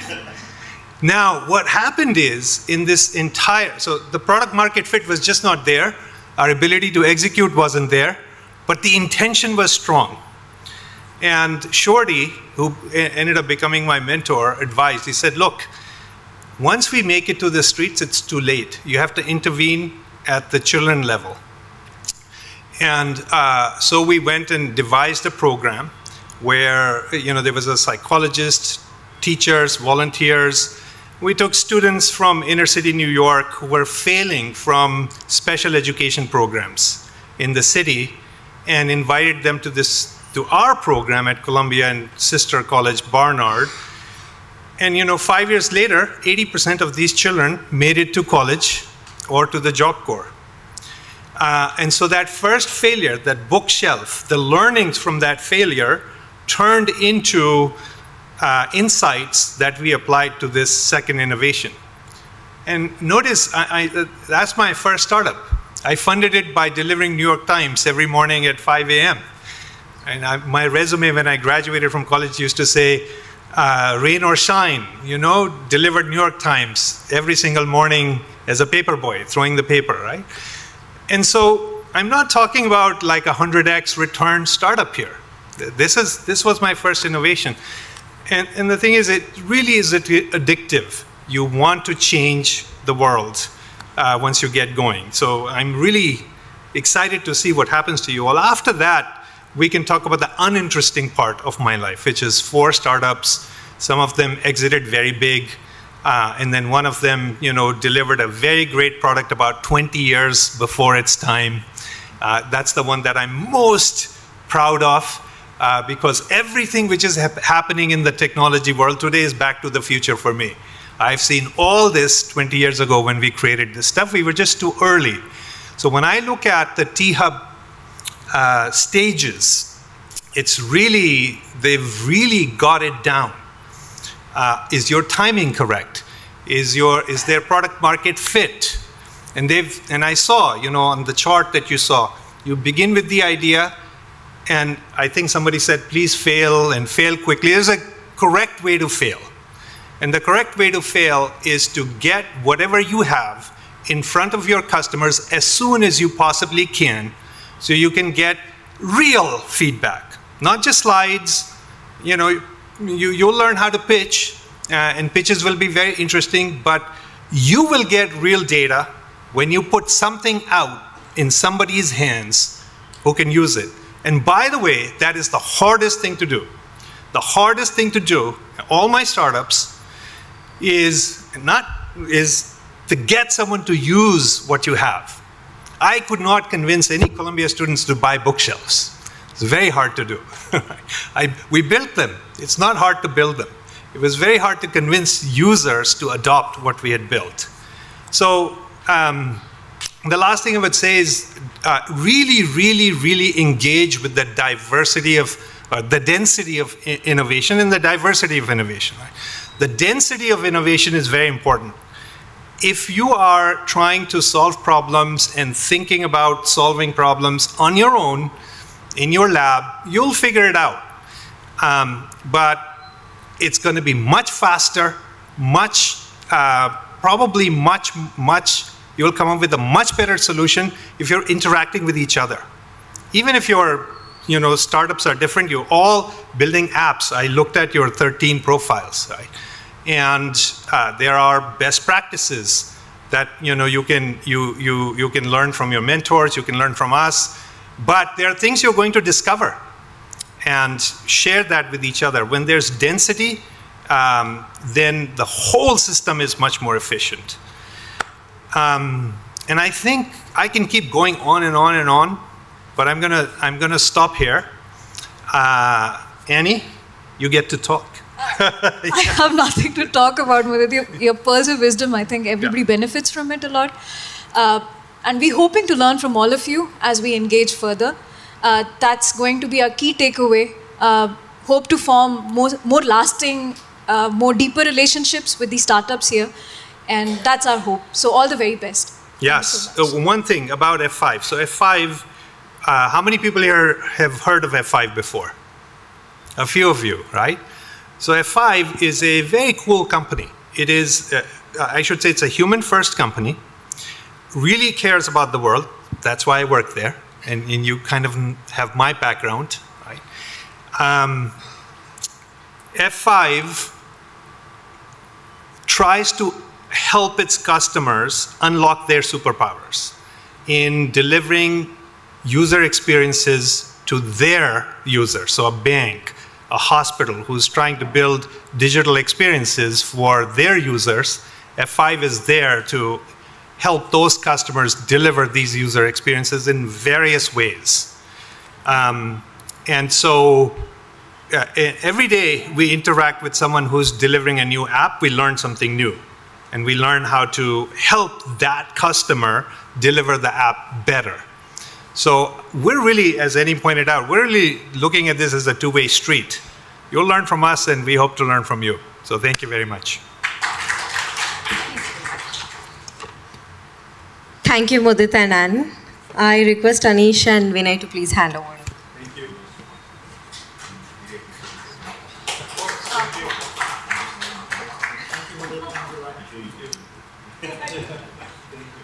Now we'll move on to our next partner, Mulya Testing, who has joined us online. So there is Vaishak, VP of Mulya, and Cheryl. I request Vaishak to please unmute yourself and share your screen and continue the presentation. Thank you. Great. Hi, my name is Vaishak. I represent the organization called Mulya Testing. Like the name suggests, we are a software testing solutions organization. Our story is simple. We've been in the industry for almost 12 years now. What we do is we help early stage to growth stage organizations set up and scale their testing and quality culture and practice, right? As an organization, our founder, Pradeep, who also comes from a testing background, he's been a tester, he's been a test consultant for multiple organizations. he found Mulya having a testing plan rather than having a business plan, and that's our journey. So our journey has been in helping organizations grow. That has been the main motto of our journey. So in this journey, we've been fortunate enough to be part of multiple growth stories. We work with 35 out of the 105 unicorns in India. We were the first testing team for Flipkart. We've been part of their team even before they had an e-commerce application. For us being part of T-Hub community and Rubrics is giving back to the community, because as an organization we have grown with startups. I always like to state this as we see ourselves as an investor, but not investing money, but investing our testing knowledge. That our experience of working with startups, this is our investment, right? So we see this as a wonderful opportunity to help a lot of organizations who are part of the program to have quality imbibed as a culture, as imbibed at a very early stage, because a lot of times organizations start looking at, because when I'm sure the first employee that none of you will hire is going to be a tester. You're going to build a product. You're going to find a product market fit. You're going to get customer feedbacks. It's going to be a certain stage before you start looking at quality as an important parameter, which is what we want to change. And there's a way to do it, which is what we want to help all of you achieve, right? So that is where Mulya comes in. We love to be part of this journey. We want to be supporting you in creating world-class products, which is what we've been doing all these years. I'm super glad to be part of Rubrics and part of T-Hub. And thank you so much for the opportunity. We really look forward to working with all of you. Thank you, Vaishak. Now I would like to invite Divya from GitHub and share a few words about their offerings. Hey everyone, first of all, welcome and congratulations. It's a great moment that you're part of the selected group who's selected and be part of this cohort of Rubrics. I'm Divya. I lead product for GitHub, and I don't have such awesome stories to talk about the startup and this and that. But what I wanted to share about is what tools can we offer you and support you. GitHub is on that mission to help every developer on the world to be able to do more. And what can we do here to support you better? Like you've heard from the previous folks who came, fail fast, bring it to the customers faster, help learn by giving it in the hands of customer, the research. So all of that, and how can GitHub help you as in your tool set to be able to do that. So anybody here who does not know GitHub? Thank you. I was expecting no hands to be raised. Anybody here who can tell me what GitHub does? Yeah? Yeah. Thank you again, because most parts that we hear is it's a code collaboration or a software code versioning system, but it's a lot more than that. And the reason I also wanted to share is as you do this journey, and I love the 100-day program, it will create that rigor for you to be able to stick to the milestones, get on the cycle, and in that mode of working as a corporate early on. So what you can do from the tool sets perspective to automate as much as you can and learn fast and fail fast. So yes, we are the platform where 94 million plus developers are. But the key part that I wanted to talk about is it's not a platform only for code, not the platform where you can just download code or upload your code, but also a platform to help you for your end-to-end development lifecycle, from your DevOps, automating with your actions, to deploying code spaces for your inner dev loop. It just resolves bringing on a new team member very fast. Copilot as your automated developer if you're not able to find developers in the organization. So we have offerings across the board, and you have all of this available. So that's what we bring to T-Hub as well, is bringing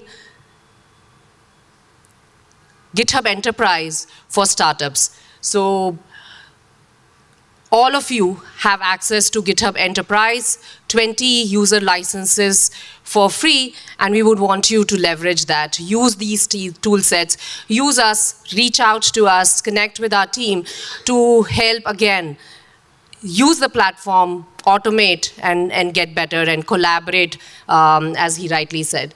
So you can join us using this QR code, get the benefits of getting a free enterprise license for your startup. Any questions anybody has that I can answer? Thank you, Divya. That was quick and precise information shared.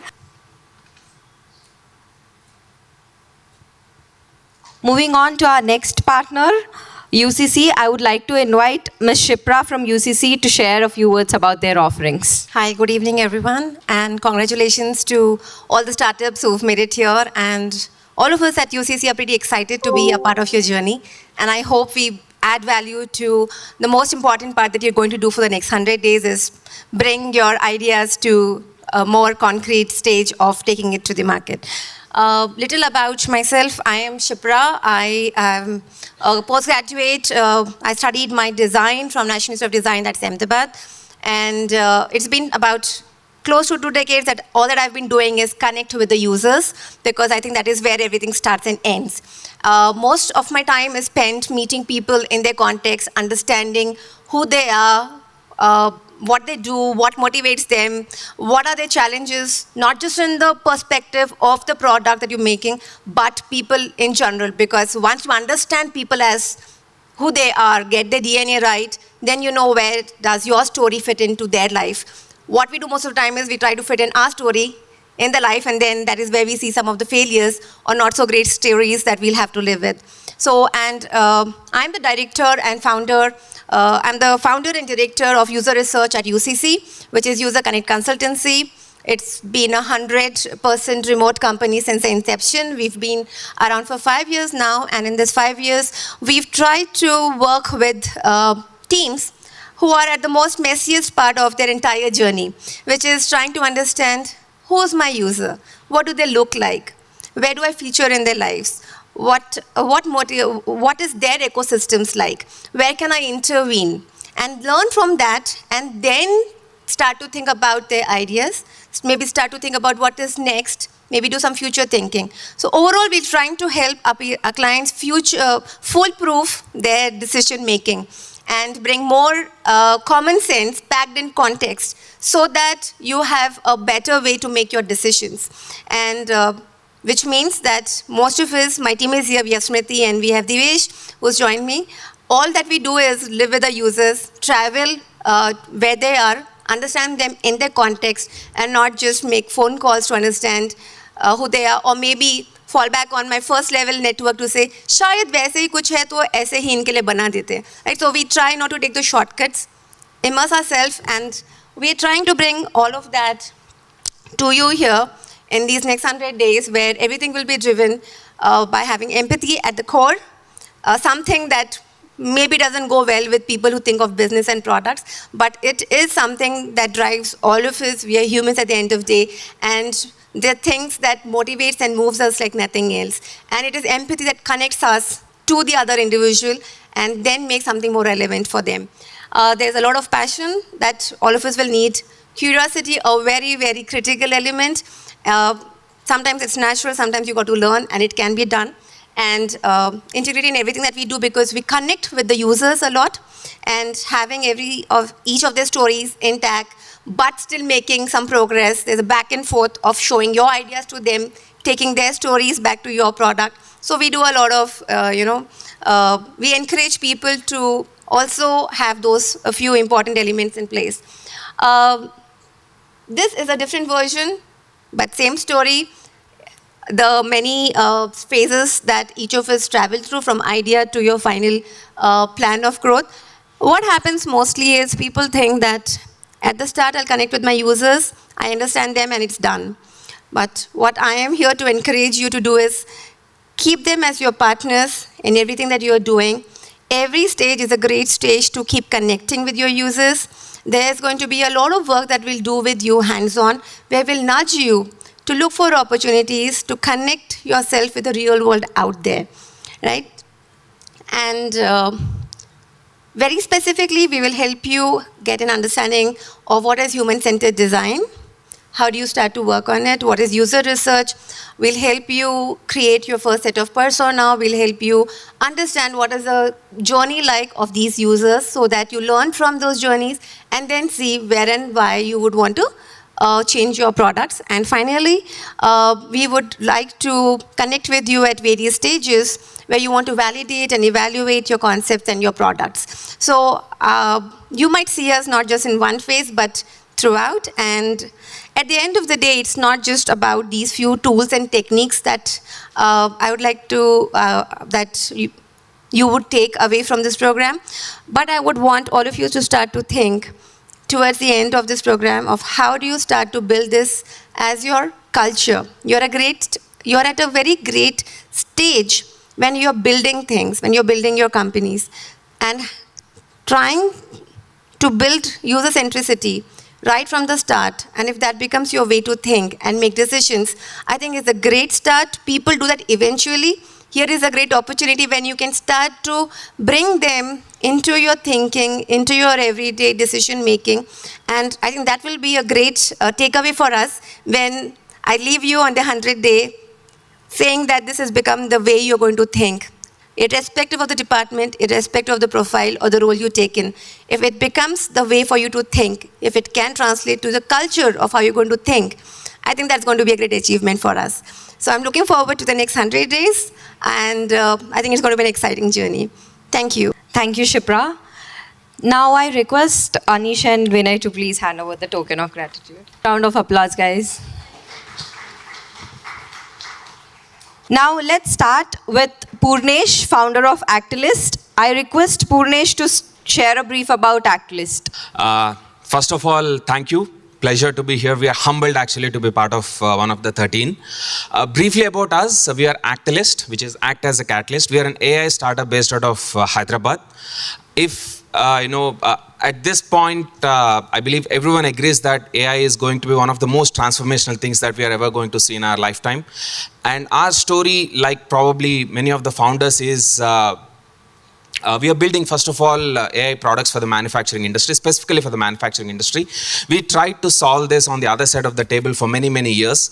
We tried to make manufacturing companies AI-driven for multiple years, and we were left frustrated that we couldn't do it. So, and we realized that we could not do it. Many people would give excuses that it is the culture, it is the enterprise, these are all factories in remote locations, how could you do it? But we firmly believe that, they are not. The reason is because manufacturing industry today doesn't have the tools to become AI ready. And at Actilist, we aim to build the products that AI manufacturing companies across the globe can leverage and use to become AI driven. That's all. Thank you. I would like to invite Vinay and Purnesh onto the stage. Vinay, please hand over the token of gratitude to Purnesh.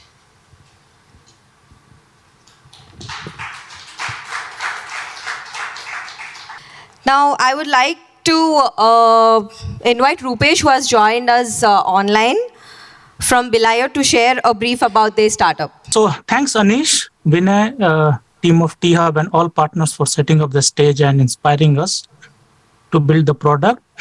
As most of the speaker talked about the importance of innovations, this is exactly the sector where we are in. Our product is innovating the paper bills. Now let's take a moment to understand the importance of bill and why don't we take it. At first glance, taking bills doesn't seem to be important. That's why we don't take it. But there are reasons that you should keep the bills. And that's why Government of India also recommends to keep the bills for every transactions you do. But then why don't we keep it? We don't keep it because the process of saving your bills and keeping it is so cumbersome, and that you tend to lose it. So that's why you say, okay, anyway, I'm going to lose it. Why to ask for it? And that's where we are coming in. We have built a system, MVP, which basically digitalizes your bill. And the moment you do the transaction, it comes to your mobile app, and hence it is saved into to the cloud, and that you never lose your bills. And it becomes even more important for a business person, because let's say if you lose your bill, how you're going to do your tax reimbursements and declare your expenses. And that's why we have developed this product, so that once you use it, then be it as an individual user, you are going to have the bills of your grocery shopping, or of your dinners, of your business meetings, of your anything, of your any transactions which you do, you are going to have it in your app. Let's move on to the next elevator pitch. I would like to invite Mr. Krishna Prateek, founder, Career Forge, to share a few words about the startup. So I'd like to start with a question. Did any of you receive a CV or a message from somebody you know, like your uncle or your nephew, saying, hey, I'm looking for an internship or a job for my son or for my niece, and can you just circulate it amongst your WhatsApp groups or your company and see if they can get a role? And then you open the CV and there's nothing there. There's a lot of gibberish, no valuable points, not enough stuff for a recruiter to make a decision. And you'd want to help out, but you don't have the time. So that was exactly the situation that I was in.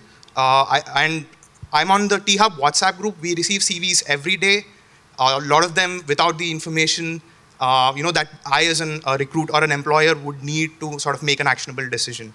So that is what we at Career Forge intend to do. We want to help students and employees who are in the first 5 years to not only build their CVs, but also help them in the career recruiting process and give them the tools necessary to be successful. Now, I gave the same pitch to Nagraj, who was sitting there earlier today, and he's like, hey, there are hundreds of free tools. What's so special? I think what we want to do is we want to give customized solutions, but then it becomes like a services startup and you really can't scale. But thanks to AI, I think now everyone's seen all those videos about what ChatGPT can do. We want to leverage advances in AI to give really customized solutions to our customers. And yesterday, again, I was pitching this to Annie from F5, and she's like, hey, we were doing the same thing to some of our customers. And then that just gave me a sleepless night. But I think that's exactly why I'm here. I'm here to take the help of Rubrics. And like Anish has said, we're at a very critical stage. I'm at a very critical stage of my startup. I really want to get this right, and I'm looking forward to working with you guys. Thank you. Thank you, Krishna. Please stay back. I would like to invite Mudit to hand over the welcome kit to Krishna. Congratulations for coming this far. Your attitude is A+. Thank you. Next, we are having Yashwant, founder eSunrise, to share a few details about their concept. This is Yashwant from eSunrise Auto Industry. So we are into this fabrication and business from past 25 years. We do manufacturing for APS RTC and TS RTC. So we are trying to get into electric mobility. So we are trying to build vehicles for logistics and transportation. As you know, India is facing a very big problem in logistics.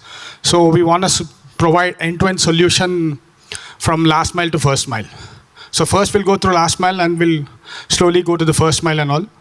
So we want to get AI, introduce AI into it. We want to give inboard and outboard billings and all to it. Thank you, Yashwant. Can you please stay back? I would like to invite Ashwin to hand over the welcome kit to Yashwant.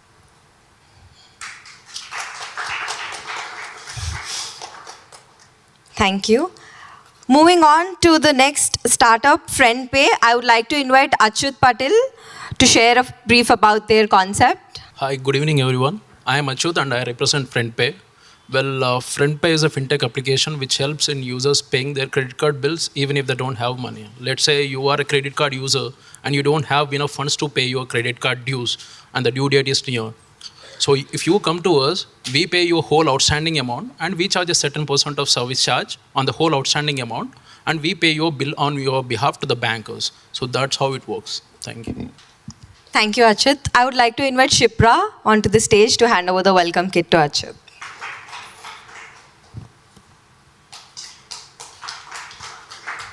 Thank you.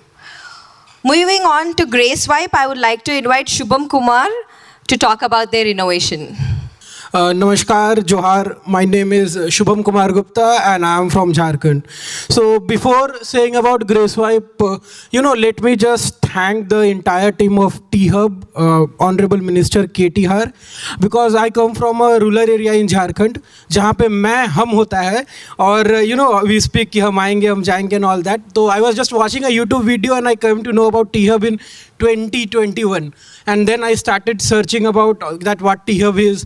I applied in Rubik's and out of 375 startup, they selected 13 and one was of mine. So I literally come from my place is 200 kilometers from Ranchi. 15 years back it was a Naxalite zone. We share our border with Chhattisgarh, Uttar Pradesh. It was like pure gangs of Wasipur type of area, but now it's well and good, and thank you very much for this opportunity. Well, about this GraceSwipe. So GraceSwipe, catered to saloons. I mean, two people. We have two customers, two category of customer. One is the small and medium businesses. The opportunity here is that in tier 2 and tier 3 India, the use of digital tool, let's say to manage software, to manage their store and use digital communication, and all we see in corporate, they take decision with the help of data and AI and all that. It does not simply exist. And India has a very good small to medium scales in every city. So that is the opportunity which we are catering. And right now, since we can't do everything at once, we are focused on saloons. So what we are building is we are building a mobile-based, powerful, simple UI based software for saloons to manage their saloons, to get the business insights, to actually control their day-to-day activities. That is the first part of things, integrated with the booking. I thought that they are asking, the Rubik's people are asking for end users, so I actually write it that it is the best platform to get best saloons nearby you. Why? Because keep it simple, stupid. Why more? Why say more? So this is from end user point of view, and from business point of view, that is there. Now once we are done with the saloon management part, the software part, we will be integrating the fintech solution. For example, I know in 1 year how much business you do. I will be a better decision maker in terms of finance than ICICI Bank or any other bank. So we can be collaborating with NBFCs and other financial solutions to actually help them grow. If you need loans, I have your data of 2 years, man. This is business you do, and I can help you in a better terms to grow. So that is the entire plan. आगे चल के we are also, let's say 5 years down the line, we are also planning of some sort of e-commerce thing on EMI basis. But right now, you can think us of as a software company who is trying to build the basic blueprint in software for medium and small saloons, and on down the line we will be a fintech solution for them, saloon management, like everything, digital tools to manage, to everything. So thank you very much. Now I'd like to invite Divya to hand over the welcome kit to. Next we are having Sumed Sachdev, founder Lucria Consultant, to share a brief about their concept. Hi, my name is Sumed Sachdev. I lead the team at Lucria Consult. Mera background, I come from a middle class family, first generation entrepreneur. Father was into management. He's no longer with me, so I'm leading the team and the company by myself. I've come to Rubrics to enable technology to be brought into our business and to further to help us scale up. What we do is we take brands from one country and we enable them to expand into overseas countries. If you want to sell your product in a new country, you would want to know about taxation, logistics, custom clearance, intellectual property, product certification, so on and so forth. So these are the solutions that we offer as a plug-and-play model to your business. If you want to set up a company in Turkey, we can do that in a matter of days. If you want to know about taxation in France, we can, share white papers with you. So we mostly work in the online domain. We work with the cross-border industry. We're glad that we work with some of the most prestigious brands in India. Reliance Industries is a client. Liberty Shoes is a client. Chayos, Beardo, Man Company, ITC. So we've built traction. We understand that services that we offer are required somewhere in the market. Not everyone wants to go to a KPMG or to a Price Waterhouse, and not everyone wants to deal with 5 different service providers for 5 different compliances. They would rather prefer to work with one single person or one set of team. We've been able to establish that the services are a very good fit for the Indian market. With technology being brought into the business, what we also want to do is not only dig deeper vertically and penetrate into the same market, but also grow horizontally, add more countries, add more capabilities to our product portfolio as well. We don't just work with product companies, we also work with software companies and service industry as well. And with time, we're going to definitely expand and bring more fintech offerings in the same product portfolio as well. Thanks. Thank you, Sumit. I would like to invite Vinay, to come onto the stage and hand over a welcome kit.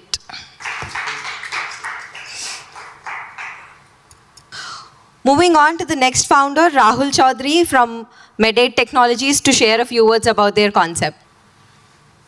I don't even know what to speak, but I'm just going to tell what my application does.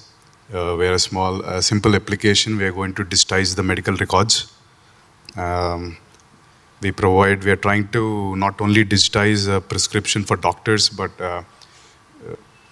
not just in the form of pictures. We're trying to create something new.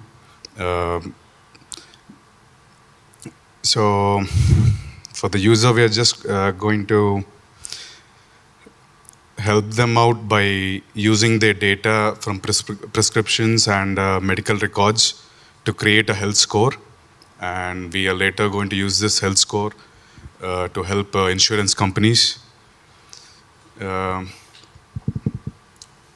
Pretty much that's it for now. Thank you, Rahul. I would like to invite Annie onto the stage and hand over the welcome kit to Rahul. Give them a huge round of applause, guys.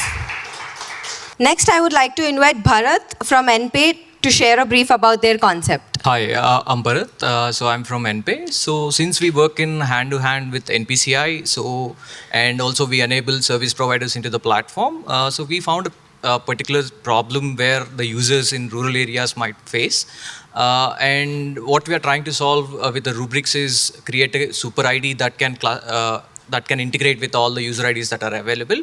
So when you're trying to make a bill payment today, you have phone numbers, user IDs, consumer numbers, and that is clustered. So we want to make it into one, and in a single go, you can click on a consolidated bill payment and make a bill payment in a single payment method as well. This is what we are trying to achieve from rubrics. Thank you. Thank you, Bharat. I would like to invite Ashwin onto the stage and hand over a welcome kit to Bharat.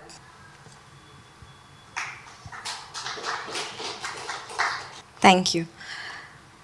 Next, I would like to invite Nagraj from Promodi Rewards to talk about their innovation.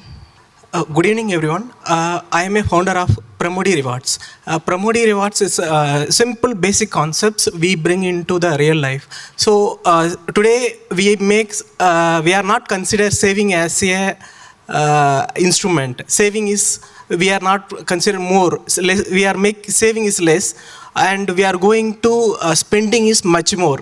10 years back, the people, the end customer, like in 3-tier or 4-tier or 2-tier consumers couldn't get the credit to make the purchase or other services. But today everything is very easy to do it. But the people forget to make the buy now pay later going to debt. But what we are trying to do is we provide the financial saving service. So such kind of people help them to get from the saving from the spending. Like if they are using the subscription service, they are 2 or 3 or 10 subscription for every month. 3 or 4 subscription only they are using, but something is not used. We are trying to give into the single platform. They can, unsubscribe those services. And next, automate their savings. If the people who look for debt-free commerce purchases, like someone is looking for the phone, they want to buy without credit, they use our platform, goes to the, every month we providing the not EMI as an option, saving as an option. At end of the month, we provide some rewards with end of the EMI, they commit the saving with the end product without debit free. And we provide the other services. They can negotiation services who are all feel they have the debt, but they eligible for low interest rate, but the banks and other financial institutions charge the much interest rate. They come up with our platform. If the people are really eligible, we provide negotiation with the banking partner and financial institution. We lower their interest rate and other processing fees. Thanks. This is our plan. Thank you, Nagraj. I would like to invite Shipra onto the stage and hand over welcome kit to Nagraj.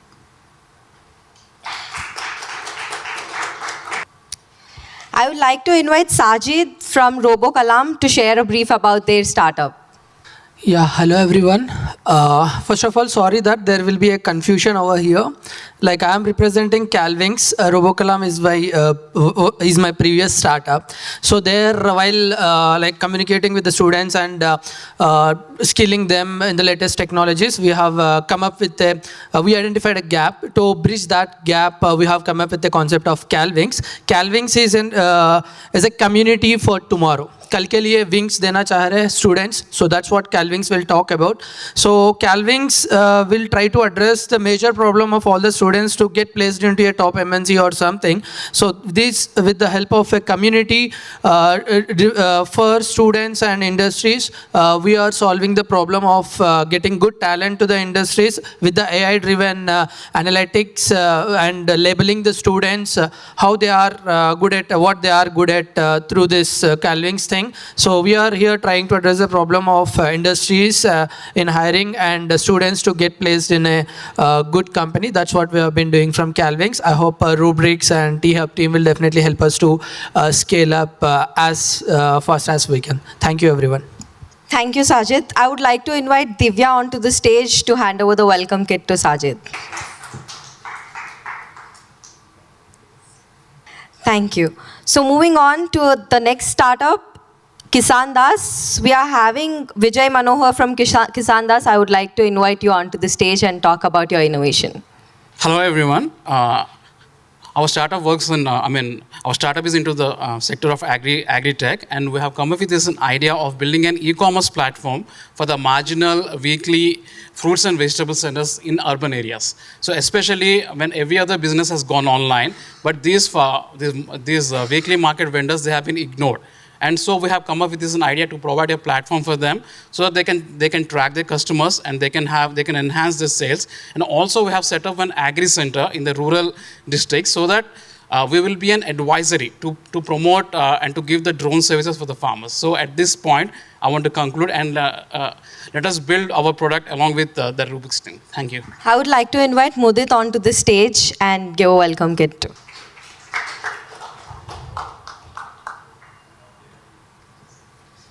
Now moving on to the next part, here we are to witness the experiences with one of our outstanding startups from cohort 1, Zenify. We are having Shiv Ganesh from Zenify, founder of Zenify, who will be talking about his experience with Rubrics. Hi everyone. Firstly, congratulations on being selected for Rubrics 2.0. I can say you are at the right place. There is a wonderful term in English, serendipity, being in a right place at a right time. Rubrics is a place where you can get all the mentorship, support, everything. So as per my experience, I came to T-Hub with an idea of neo-banking solution. So it is a big thing to do actually in a fintech sector. So Rubrics helped me in smoothening my process in a regulatory point of view and everywhere. And we have great mentors like Vinay, and we have support system from Krishna and everyone. So all this can be helpful to you only when you utilize it, only when you're consistent, sincere, and you're passionate about it. Thank you. With this, we have come to an end. Now I would like to invite Vinay Pedinti to deliver vote of thanks. I don't want to call it vote of thanks, but thanks a lot everyone for coming down, especially our partners. I'm sure all our startups understood how the partners are going to support the program, right from Shipra supporting us in user centricity to F5 Modat taking us through the technology.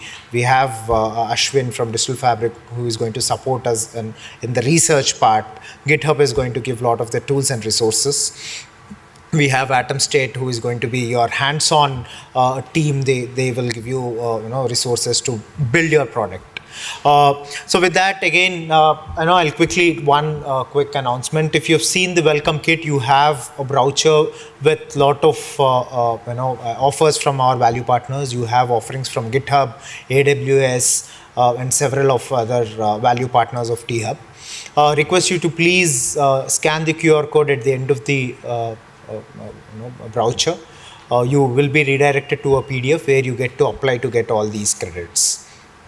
Again, thanks a lot, everyone. All the very best for all the startups. We are always there to give you all the support needed. Thank you.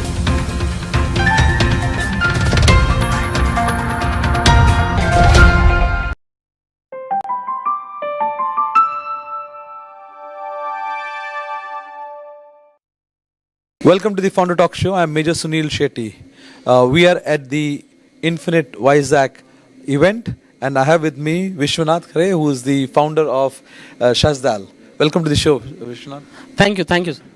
So tell me about your startup. Our startup name is Shazdal Enterprises Private Limited. We are into two-wheeler EV manufacturing. Our brand name is Royal Electric Vehicles. Royal EV is our brand. We are present in Andhra Pradesh, Odisha, Tamil Nadu, Karnataka. We have our prototypes ready, which will be launching by in the next 6 months. So we are planning to have entire pan-India level dealership network. So we are trying to get into the network connections. So tell us about how is your bike or two-wheeler different to Ola? What are the advantages, or how is different to the other electric vehicles which are there in the market? When we compare about the pricing part, the other competitors' bikes are normally costing between 1,30,000 to 1,56,000, whereas our bike with the same features, same mileage, same capacity vehicles are available for 80,000 to 1,20,000 rupees only. And our models are completely made in India models. And our battery which we are using is a lithium ferrophosphate battery. That's most safest battery, LFP. And Tesla is also using the same technology. So when it comes to the design and development and the powertrain, can you talk about the technology itself? Here we are talking about powertrain and other technologies. We have our engineering team who are rigorously working on different technologies. At present, I might not be able to disclose everything because competition is going on at a higher side. But yes, recently Government of India has announced changes, especially relating to batteries. AA 156 is a new guidelines. According to that, also we are equipped. We are launching that product under 100% government guidelines product. Will be launching in the next 30 days types. So what kind of sales are you looking at in next 1 year time? Till now we are limited with limited in terms of franchise network. Now, as we are planning to occupy the entire pan-India level markets, we are planning to have at least 5 times of our current revenues. That comes around 100 to 200 crores in between that. We are planning for the current financial year. For all those who might be interested in becoming your franchisee, quickly if you can share as to what are the terms of taking a franchisee. Basically, to become a Royal EV franchise, the only one thing you guys should have is a passion, especially interest in EV sector. EV is emerging market in the industry. Whoever is interested, whoever wants to get into the EV industry, automobile sector, please contact us on our website. Any investment details you can give? Basically, our investment structure starts from 15 lakhs and different types of franchise networks. We have slabs like 15 lakhs, 40 lakhs and 1 crore as well for interstate level. There are different segments. For more details, your customer viewers can directly check our website. That's www.theroyalev.com. Thank you, Vishnu. Thank you for being on the show. Thank you so much for inviting us and having this session. It's a great pleasure to talk to you. Thank you.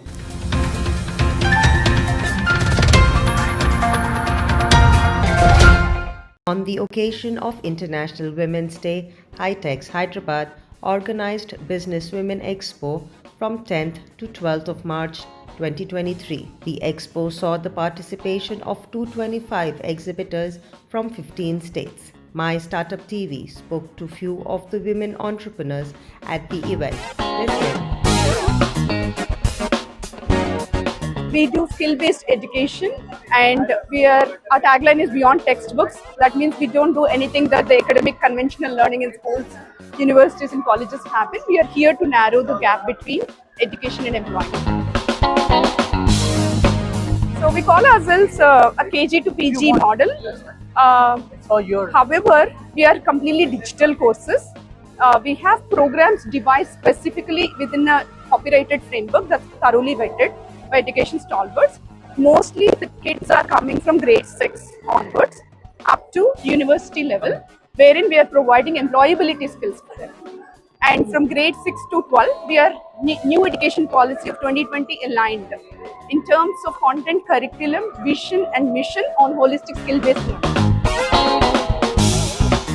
So there are 8 skill areas that we cover, but all of these skill areas provide out-of-the-box thinking. So when I say skill areas, I'm not just talking about or teaching only that skill, but there is surrounding holistic learning and awareness that happens with that skill learning.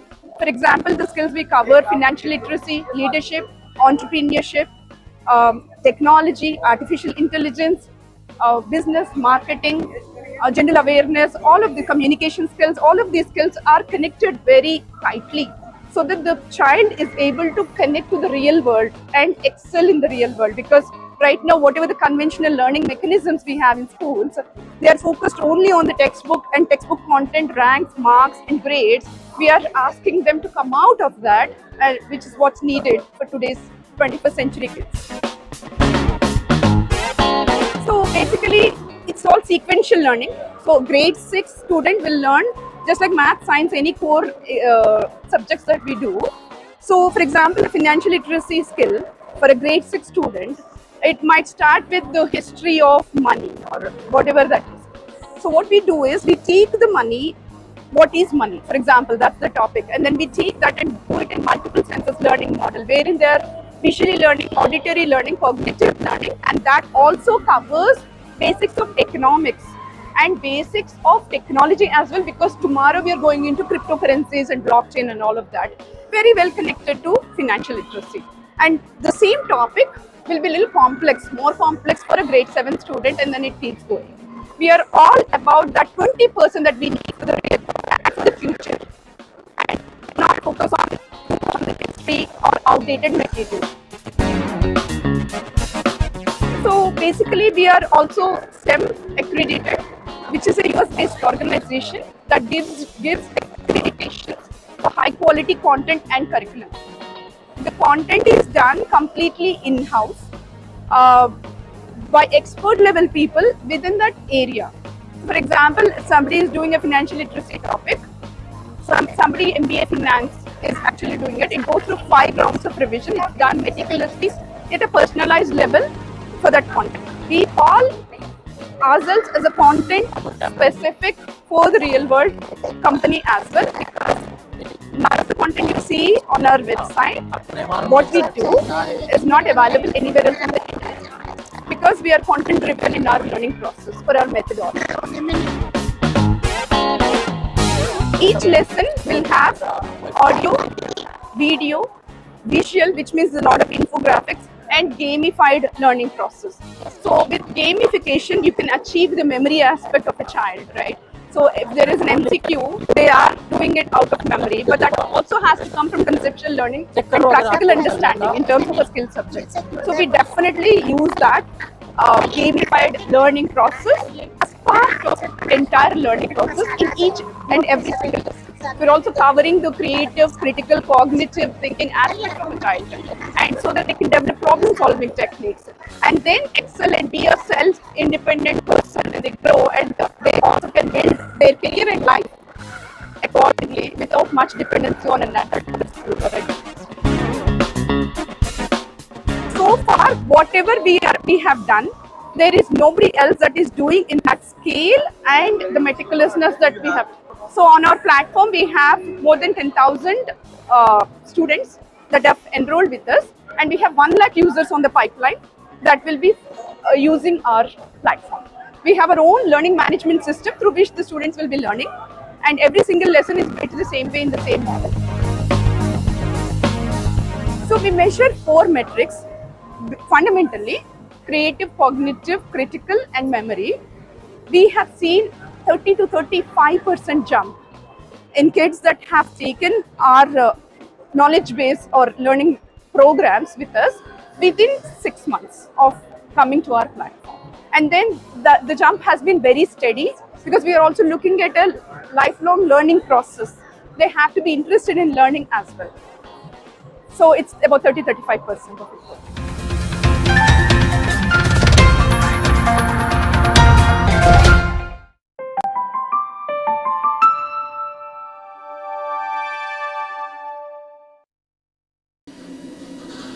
Welcome to the Founder Talk Show. I'm Major Sunil Shetty. We are at the Infinite Vizag event, and I have with me Satish Kumar, who's the founder of SpotMe's. Welcome, Satish. Welcome to the show. Hi, it's glad to be here. Tell us about your, what SpotMe does. Yeah, SpotMe's is a service-based company. We are providing blockchain-related services, and also we have a product called CipherB. CipherB is used to reduce the fake certificate usage in India, and it is very much helpful to the corporate companies and government organizations which are in India who is doing background verification for their employees, and it may reduce 60 to 70% of cost and time to the corporate companies and organization compared to the traditional background verification process. And currently, at what stage are you? Have you rolled out your service, or you're still doing the MVP on it? Yeah, we didn't, and we launched the product a few weeks before, and we are onboarding clients into our platform. Now we are getting fruitful results from our clients. Can you share some of the experience of your clients? Yeah, they feel very happy with it. I mean, they said some of clients saying we are reducing the time and we are reducing the money. They are saying like this. At that time, we felt very happy because we are made that much of a useful product to our clients. That's why we felt very happy at that moment. What is your reaction, or how is the experience of the event? It's very much great event. I mean, so much of people. I mean, so many people are experienced candidates, and a panel discussion is very much useful for us because. They are what they are speaking on the panel discussion, AI and ML things. It's very much helpful for us because they are giving experience like referring books. That is very much helpful for us. All the best, Satish. Thank you very much for being on the show. Yeah, thanks. Happy to be here.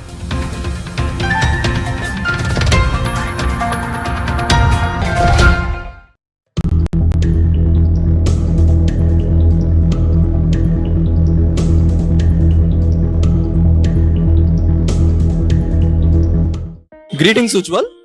We're at Infinity Vizag, and we're here to know, and we'd love to know what Interview Buddy does, the entire concept behind it, and why you started the brand. Yeah.